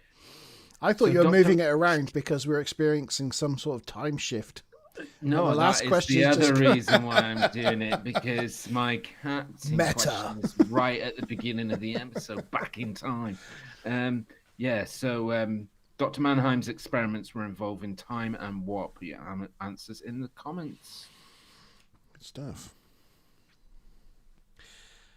Act 2. Picard introduces Riker and Data to is it Janice Mannheim. Quick one. Anybody recognize, or does anybody know who Janice Mannheim is in real life? Yeah. She's famous. She's a timey-wimey. No. I don't. I recognise her, but I can't remember what from, and I didn't look it up. Anybody in chat? Stu Plum, I'm looking at you. Anybody know who Janice Mannheim is in this episode? You're not allowed to Google it, G. I'm not Googling it. But yeah, she was a famous musician, or she was famous for being in a band. A big band in the 60s and early 70s. Called, just waiting to see if anybody in chat says it, but anyway, she was in a band called Mamas and Papas. Oh, didn't know that. Yeah. Did California, California dreaming. Mondays. Yeah, lots of classic songs. But she was one half of Mamas and Papas. Did not know that. And she's lived. She's one of those stars from that era where she's lived a life. You know, she was a girlfriend of Warren Beatty's. She was married to Dennis Hopper for 8 days. Yeah, she's literally been there, done it, and bought the book and read the T-shirt. Answer time. Because the guys got their answers in. Well, yeah. I'm going with Stu Plum on this one. Yes. Yeah, funny enough, I'm going to go with Stu Plum as well, because he's right. It's gravity, time and gravity. And for an additional bonus, 10 TNG points, it's time and gravity, and what else?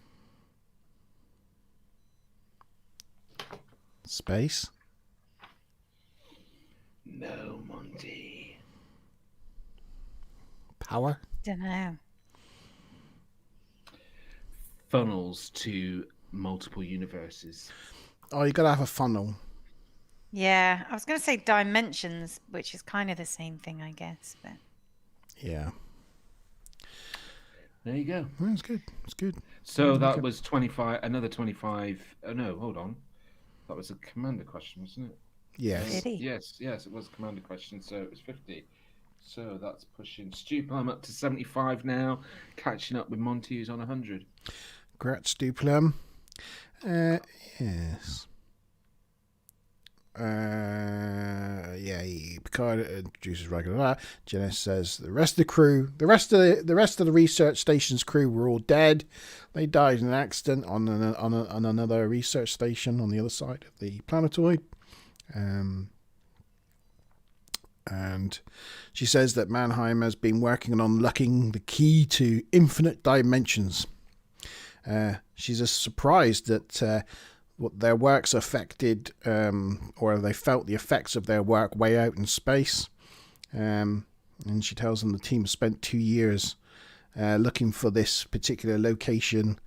Data theorizes that it's probably because of its location is close to the dense gravity of a pulsar star. And she confirms that's correct. She also explains that Mannheim spent a lot of time on the security systems and force fields surrounding the base, so that it's safe. And he installed her into a safe room when he was conducting experiments, so she would be safe. And she didn't believe Mannheim would have intentionally hurt anyone or caused this on purpose. It's just, but he does tend to get obsessed when he gets closer to his goals. She comments that she thinks Picard's done well for himself as a captain of a big starship and all that, and thinks he must be living his best life, and that Picard's like, well, it's not all he's cracked up to be. Picard wants to send... Pictures. Oh, right, sorry, yes, okay. Yes. Because I was just about to make a joke about... Yes. You said Picard was living his best life, and he was like... Yeah, there's... for hours, the paintings of Paris. There's them beaming up Mannheim to the sick bay, and there's them talking to Janice, and there she is, the Mamas and Papas. Mamas and Papas. Oh no, gone too far. Yeah, there's the lady from Mamas and Papas. Mamas and Papas broke up because the two main stars of Mamas and Papas was her and her husband, and she had an affair with the third element of Mamas and Papas. So she was fired by her husband. And then it was just a papa. And there was just papas. But the record company, the fans didn't like it, so they made her go back. So then her husband quit, walked out, and that was the end of the band. Bummer. Mamas and Papas. Good music. And later on, several decades later, it would become a retail shop. Yeah, there you go. Who knew? She ended up living with she didn't get married to him, but for the last 18 years, she was engaged to a plastic surgeon. He died in 2016. You know an inordinate amount about this lady. Yeah. That's a bit spooky, actually. It's getting a bit creepy. Stalker! Yeah. I don't know how I know. I haven't really been thinking about it, but yeah, maybe I am a stalker. I didn't even realise it. Where? Oh, yeah.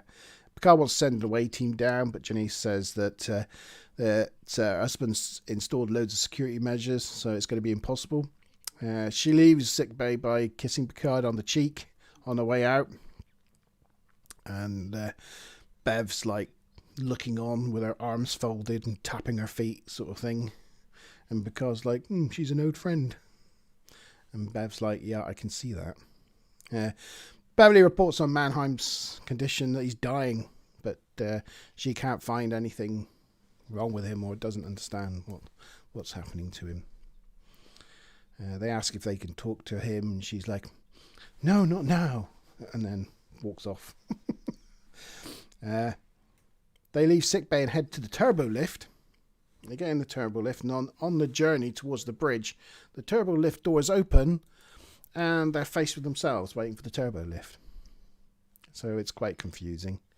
Because the Dave Turbo... There's just a mirror in that door, that's all it is. Yeah, that's right, yeah.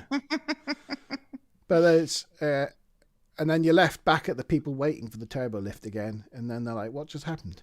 We're back where we started. And Data supposes that is the Mannheim effect, and it's getting more pronounced. I have a problem with this scene. Oh, gosh. I'm going to get all timey-wimey, though. Yeah, and time-shifty thingy. Well, if they got in the turbo lift and went on their way to the bridge, if then the turbo lift stopped, it's not going to have stopped back... At the same place. At the same place where they got on. And if then they saw themselves when the doors open and the turbo lift arrived from wherever it came, they're stuck in an infinite loop that they'll never be able to get. The thing you have to understand is quantum mechanics to really be able to get your head around this. You're just saying the word quantum, hoping it makes you sound intelligent. No, honestly, I looked it up earlier today, and quantum mechanics, okay? No, I'm just joking.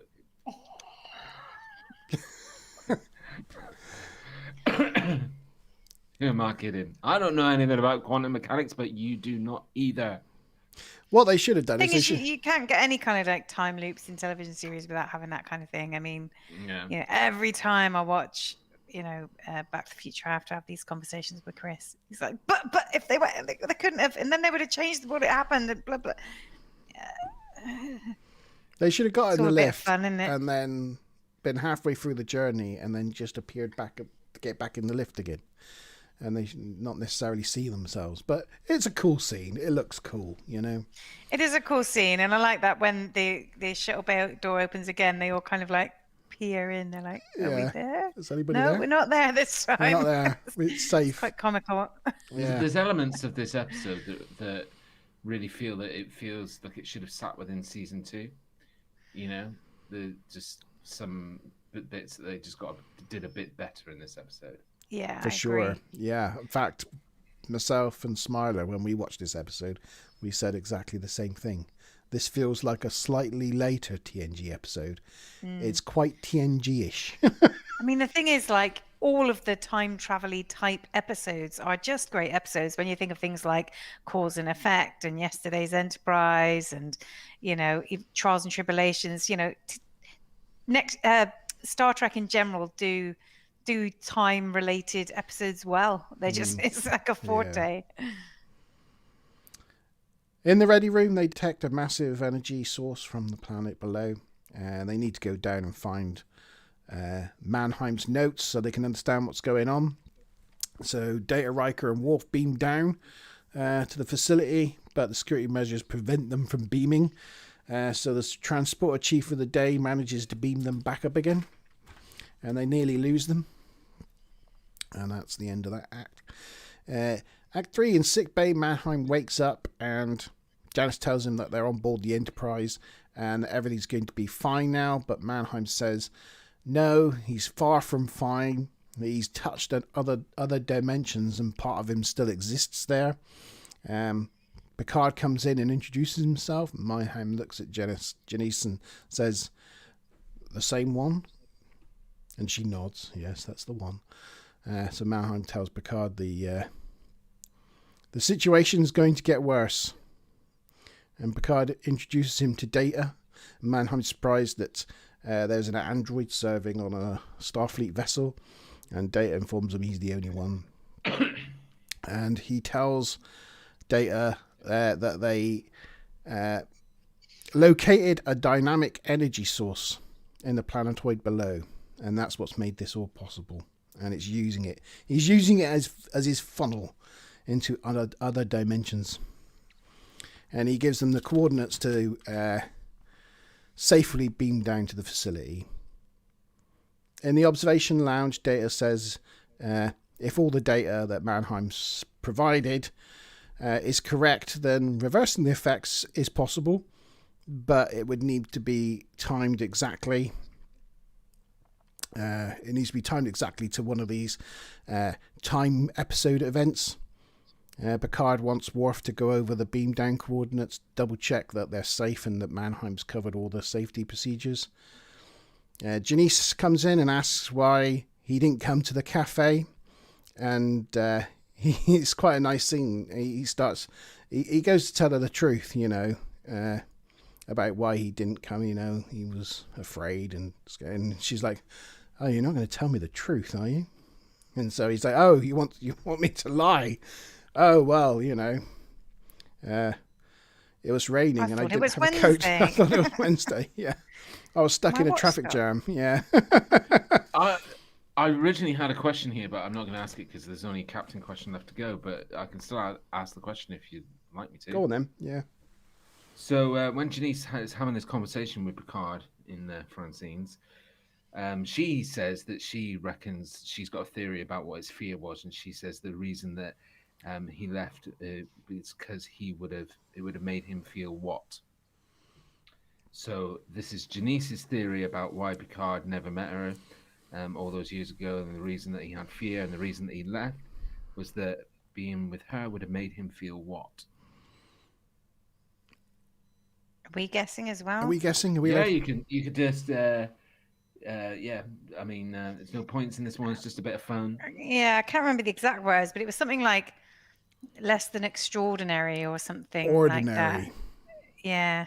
But yeah, you were very close, and Monty even closer. The correct answer is ordinary.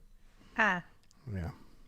She said that she thought it would have made him feel ordinary. And Picard was like, "You're amazing," he said, "and am I that transparent?" So she hit the nail on the head. She says, "Only to me." Yeah, only to me. And it's really quite a nice, touching scene, I thought, for one of these like old flamey like scenes in Star Trek. I mean, this episode was sort of chiefly written by a couple of ladies, and they did want it to be like a super romantic episode.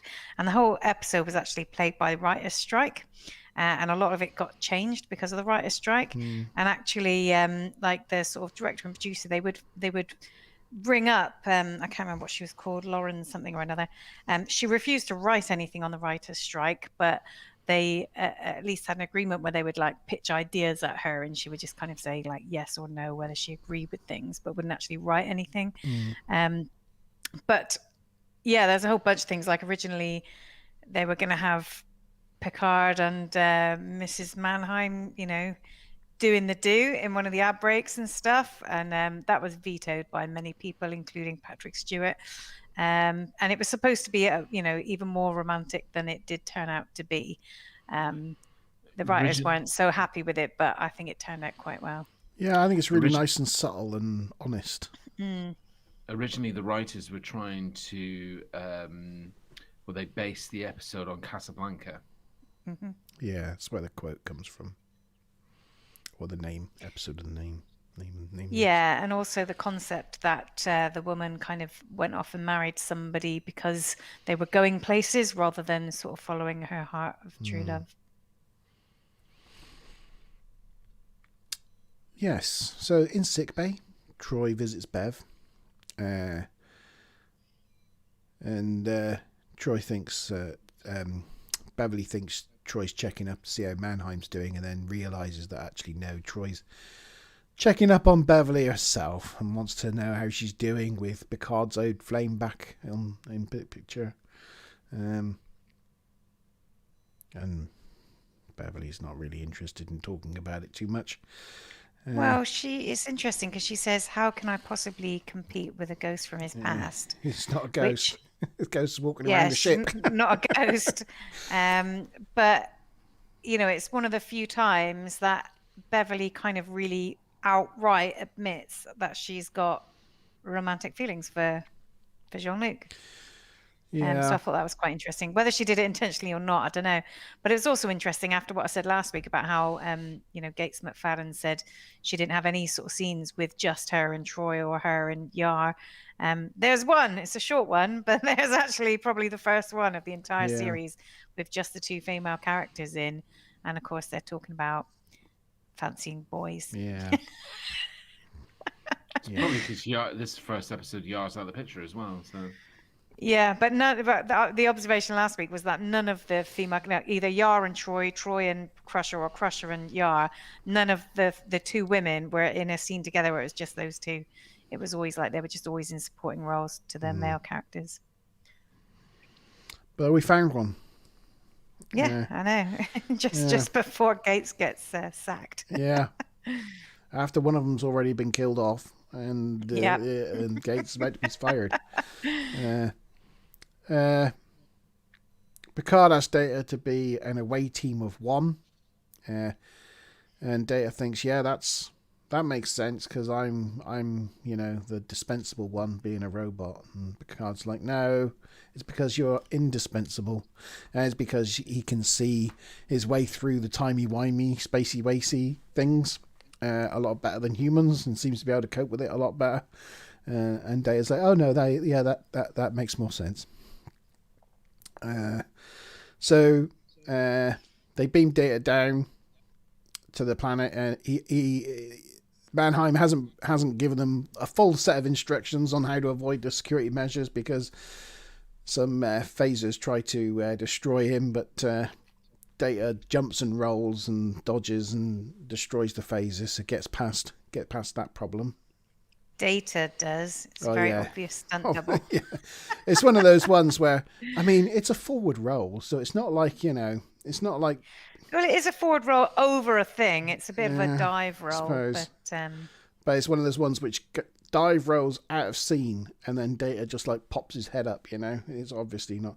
Wow, he's turned into a disco there. You can actually see the guy's shadow move out of the way, and then he pops out from somewhere else, so the stunt double gets out of the way so that Brent Spiner can stand up. Geez, trying to give us all an epileptic fit there. Sorry, I'm having problems with it. Yeah, I thought it's because we're getting into the exciting action part of the episode. Red alert. Yeah, red alert. Shields up.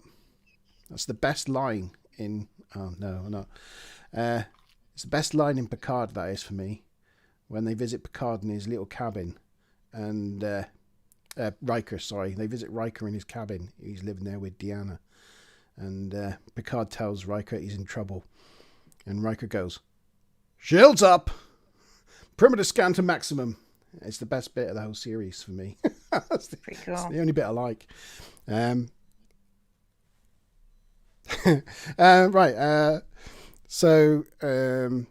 Data's knocked out the phasers, and then he gets past a security door, which is like a row of light bulbs that he manages to get by.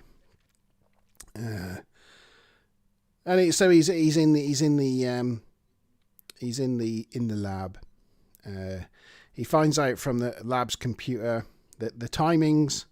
He works out when the antimatter needs to be dropped, and then he gets the antimatter ready. And Geordi counts him down. And as he starts counting him down, the timey-wimey, spacey-wacy bit happens. And so there's multiple Datas. Data's not quite sure to begin with which one of his actual selves is the right Data to drop the antimatter. But because he's Data, he figures it out pretty quickly, and it's the middle one, and he drops the antimatter into the power source, thereby patching up the rift. Picture.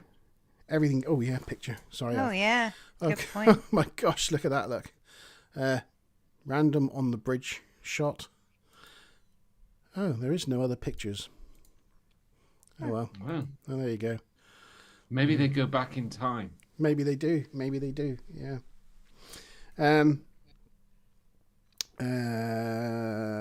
So yeah, he says, "Is it sealed?" And Data's like, "It's never going to be sealed. It's more like patched, but everything should be fine now."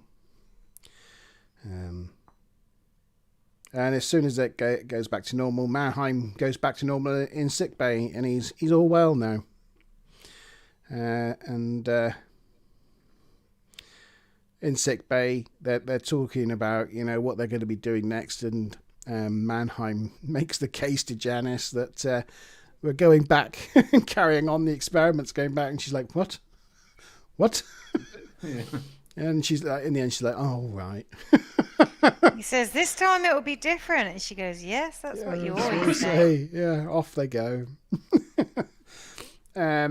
She meets Picard for one last goodbye in the holodeck, and she's surprised by the holodeck's realism.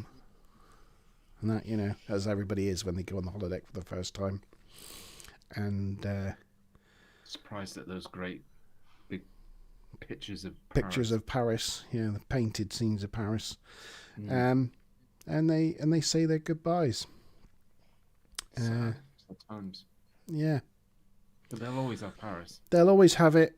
And the Enterprise heads off for shore leave, as it was meant to be doing at the beginning. And they talk about how they're going to be meeting at the Blue Parrot Cafe when they go to shore leave. And Troy's buying.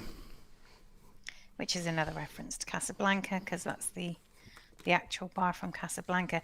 And Café des Artistes, which is the one that they had in here, is actually is the name of cafe in New York, not Paris. But yeah. Well, there you go. And that's it. That leads me nicely on to my captain question. Go on then. This really is going to be fastest on the buzzer. So what's the name of the cafe? Yeah. I thought it was called Francine's. No. Café des Artistes. Francine's is the one in Voyager, isn't it? Isn't that the bar that Paris? Oh, Paris. From Paris where developed the culture thing. Yeah, I'm pretty sure. Okay. Well, anyway, Café des Artistes. So, yeah, everybody's going to have to be really quick for this one, because it's multiple choice, but it's captain question worth 100 TNG points. So it means that Karen could catch up and draw with Monty, or it means that Stu Plum could take over Monty and win for the episode. And it also means that Maz could draw with our leader Monty at the moment. So everybody's got something to gain from it. So fingers on the buzzer. My heart's beating. When in Café des Artistes, the waiter asked Picard, as he's showing him to a table, if he would like some what? A, wine and olives. B, wine and cheese. C, wine and bread. A, wine and olives. B, wine and cheese. Or C, wine and bread.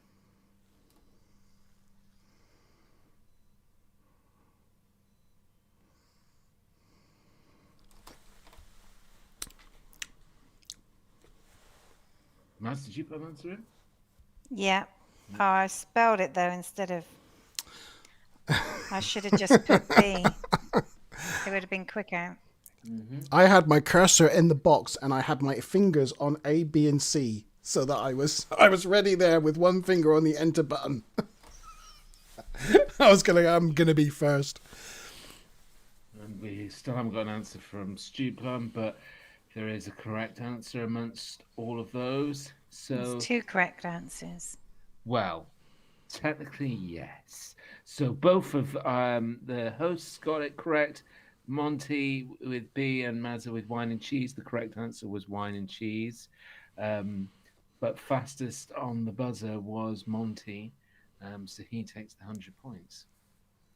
Oh, don't we get like 50 rounding up the evening with 200 TNG points. Oh, we could in second place we had Stu Plum with 75. We could get 50 each. Yeah, you can have 50. No, you were first. I was stupid for just not putting. The whole thing with the captain question always is the person who's fastest to get the correct answer. Oh. Exactly. Yeah, Stu Plum went with A. And Katie Fitness says the waiter asked where Darth Vader is. Yeah. He doesn't know. The waiter didn't know. Edward. It's a very French thing to ask, though, isn't it? Really, if you're going to go and do you like some wine and cheese? Do you want some cheese, sir? Well, I actually thought that all the options could probably be logical: wine and olives, wine and bread. Often when you sit down at a table, they put down bread, complimentary bread. Well, wine and olives is more of an Italian thing, isn't it? Well, yes, it is, but then, it's still in restaurants. Generically, you get given olives. Wine and cheese is quintessentially French. I tell you, It was just the best thing, like going to Disneyland Paris. And on the first afternoon, the room wasn't ready for us to check in. We got on the little free shuttle, went straight there, went into the Disney Studios place. And then there was like these stands with wine and cheese. And I stood there with a glass of red wine and like this cone of like quite a lot of cheese. And I was like, this is what Disney in Paris is like. It was just amazing. I loved it. It's as French as crepes and Nutella. Is it crepes? Oh, don't talk to crepes. Crepes and Nutella. When we were in France, it's just that everything was crepes. If you go down the west coast of France, it's like every other shop is crepes and Nutella. It's all. By the end of the week, Nutella's not very French, though, is it? Yeah. Honestly, you just see Nutella signs everywhere. Oh, they have sounds Italian with the name. They have crepes for like main course and then for dessert as well, and it's like all the way through the menu as well. Yeah, and just crepes. And by the end of the week, I was just dying for sort of like even just an Italian or something, something that just wasn't great. Oh no, you said Disney. You shouldn't have mentioned the word Disney with Katie Fitness in the chat. That was a mistake. Yeah. You think he wants to go to Disney? He always wants to go to Disney. That's just his perma state. It's a perma state. So, yeah. All in all, I thought a very solid episode. And Smiler, Rainbow, and myself, we commented that it felt more TNG than, we're starting to head towards. It's been a few episodes since Roddenberry's not had his fingers in the pie. And... yeah. You say that, but they were still interfering with the Yar episode. Yeah. Yeah. There was some controversy over his lawyer or something trying to manipulate things, or I don't know. Well, he definitely wanted Yara to be killed off at the beginning of the episode because in the way that she was, because he felt it was befitting of a security officer. Right then, should we score it? Scoring in chat. Please give us your scores. I don't know. Do you know, I didn't even write down a draft score earlier. I'm having to think on my feet. For those people who like numbers, I noticed earlier that Montalban Live is now at 69 subscribers. 69, dude. I was going to say... Only 69. One obviously come up today. But anyway, just 69, that good number. Right, we ready to vote? I'm ready. 1, 2, 3. Is Maz ready? Yep. 6, 7, 8.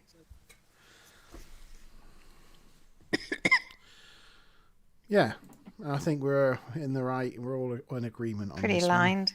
One. Yeah, pretty aligned on this one. It was a good, solid episode.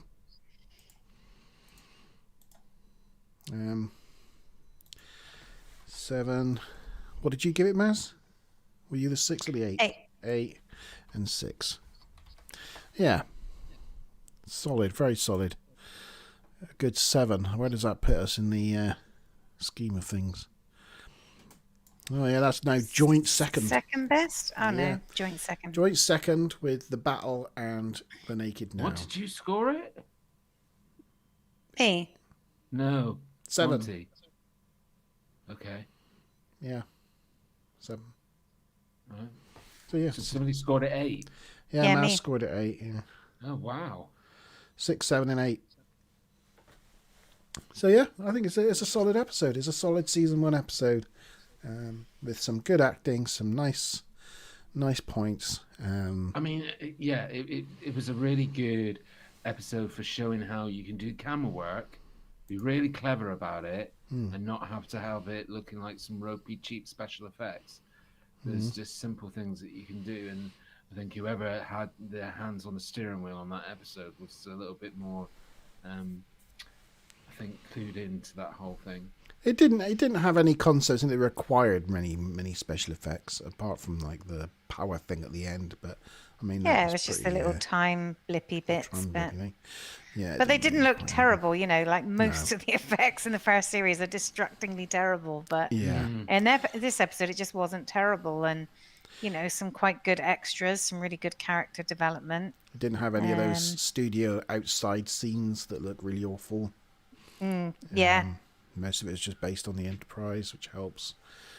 And I just thought the supporting cast were good. Mannheim was good as a sort of crazy scientist kind of dude, and Mamas and Papas was good. Stu Plum scored it quite high as well at 7. 7. Yeah. So did Katie Fitness, 7. I think Karen. We haven't got Karen. We haven't got your numbers in. Trying to be strictly Len dancing. Craig. Len Craig? No. Len Goodman. Goodman. Yeah. 7. Yeah. Yeah, 7. Oh, Karen's also 7. So. Yeah, 7. We're all kind of aligned. We saw different things out of See you Skin later, of Evil. Night, Stu Plum. Night, Stu Plum. Yeah, we got different things out of Skin of Evil, but I think we all appreciated that episode. And we've got 2 left. 2 left for the end of season 1. So next up, we've got Conspiracy and The Neutral Zone, the final episode of season 1. So everybody's got to try and make sure they join us next week. It's the closing the curtains on season 1. Yeah. Goodbye. Probably never to be watched again. It's a momentous episode, so make sure you're on board with this, ready for those TNG questions. There might be a big prize for the end of season winner. So lots of exciting stuff. Now, it's interesting because I remember Conspiracy and The Neutral Zone to be fairly good season 1 episodes, so it'll be interesting to see if they still hold up, or whether they're going to be some of those episodes where I just look back at them now and think, why did I like this? I remember Conspiracy being terrible, so we'll see. Yeah, well, Conspiracy originally wasn't allowed to be aired on. No, it wasn't on UK TV at first. So, and it was probably because the special effects were so ropey. Yeah, that's what I heard. Yeah, they banned it because they were disgraced. It's a crime against special effects. I mean, it looked like. Well, we'll talk about it next week. It's just like this really poor stop motion animation. Anyway. Yeah, it's a bit like what they did in Star Trek II: The Wrath of Khan. Sometimes where exactly like that, yeah. Morph, you know, the Morph thing from Tony Art's Art thing, that TV program with the little plasticine man. Like some of the special effects were better on that than there was on them. I thought you were talking about the polymorph from Red Dwarf. Again, which is similar. Effects, you know, you watch Red Dwarf and you think, oh my god, like the special effects, but some of them are even better than this episode that's coming up. So. Yeah. And I'm a special effects guy because I was thinking about it today. Like, this is why I think I've got a bit of beef about season 1, and that's because even at the time when this was originally airing in the States, you know, there were so many other programs that were doing things like what they would have had to deliver on Star Trek so much better. I just think that if I had ended up watching season 1, I count my lucky stars that I was introduced to Star Trek TNG. Remember, I'm coming from a place where I never gelled with the original series. Not later on in life, and not certainly on early life. So I really gelled with TNG by getting introduced to it to the sort of latter part of the second season, early part of the third season, and it really pulled me in. And then I came back to the UK, and then I watched back the season one. But I don't think if I'd done it that way around, I don't think I may have stuck with it if I'd had to watch season one in the linear fashion that it was meant to be watched. Yeah. So I count my lucky stars. It was meant to be. It's meant to be. I think the first episode I saw was in America as well, when we went to Florida as teenagers, as young teenagers. And it was the episode, I don't know, it might be called The Most Toys, or no, it's not. It's the one where Data gets kidnapped by a collector. No, it is. I think you're right. The episode is called Most Toys. And he just wants him to just sit in his collection, That's the first TNG episode I saw, and I think that's in season 3 or 2. That's one of the first. It was back in the day when releases and stuff like that between America and the UK were so far apart. Yeah, it was ridiculous. Yeah. Or if it was on like some sort of satellite television in the UK, I certainly didn't have that. That's true. Back in that time. I had to wait for it to come onto the BBC, so it was years down the line. It was a bit of a surprise after watching a couple of season 3 back and watch season 1. It was like, oh, this is quite different. So there we go. So next week, wrapping up season 1. So make sure you join us, everybody. Yep, it'll be the last episode. It'll be the last one where we cover 2 episodes in one evening. After that, in season 2, we'll be doing 1 episode a week.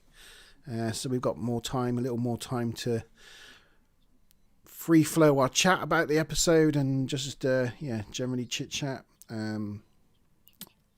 So it'll just be a little bit easier, a little bit more relaxed for us, and hopefully that'll come across in the videos, in our content.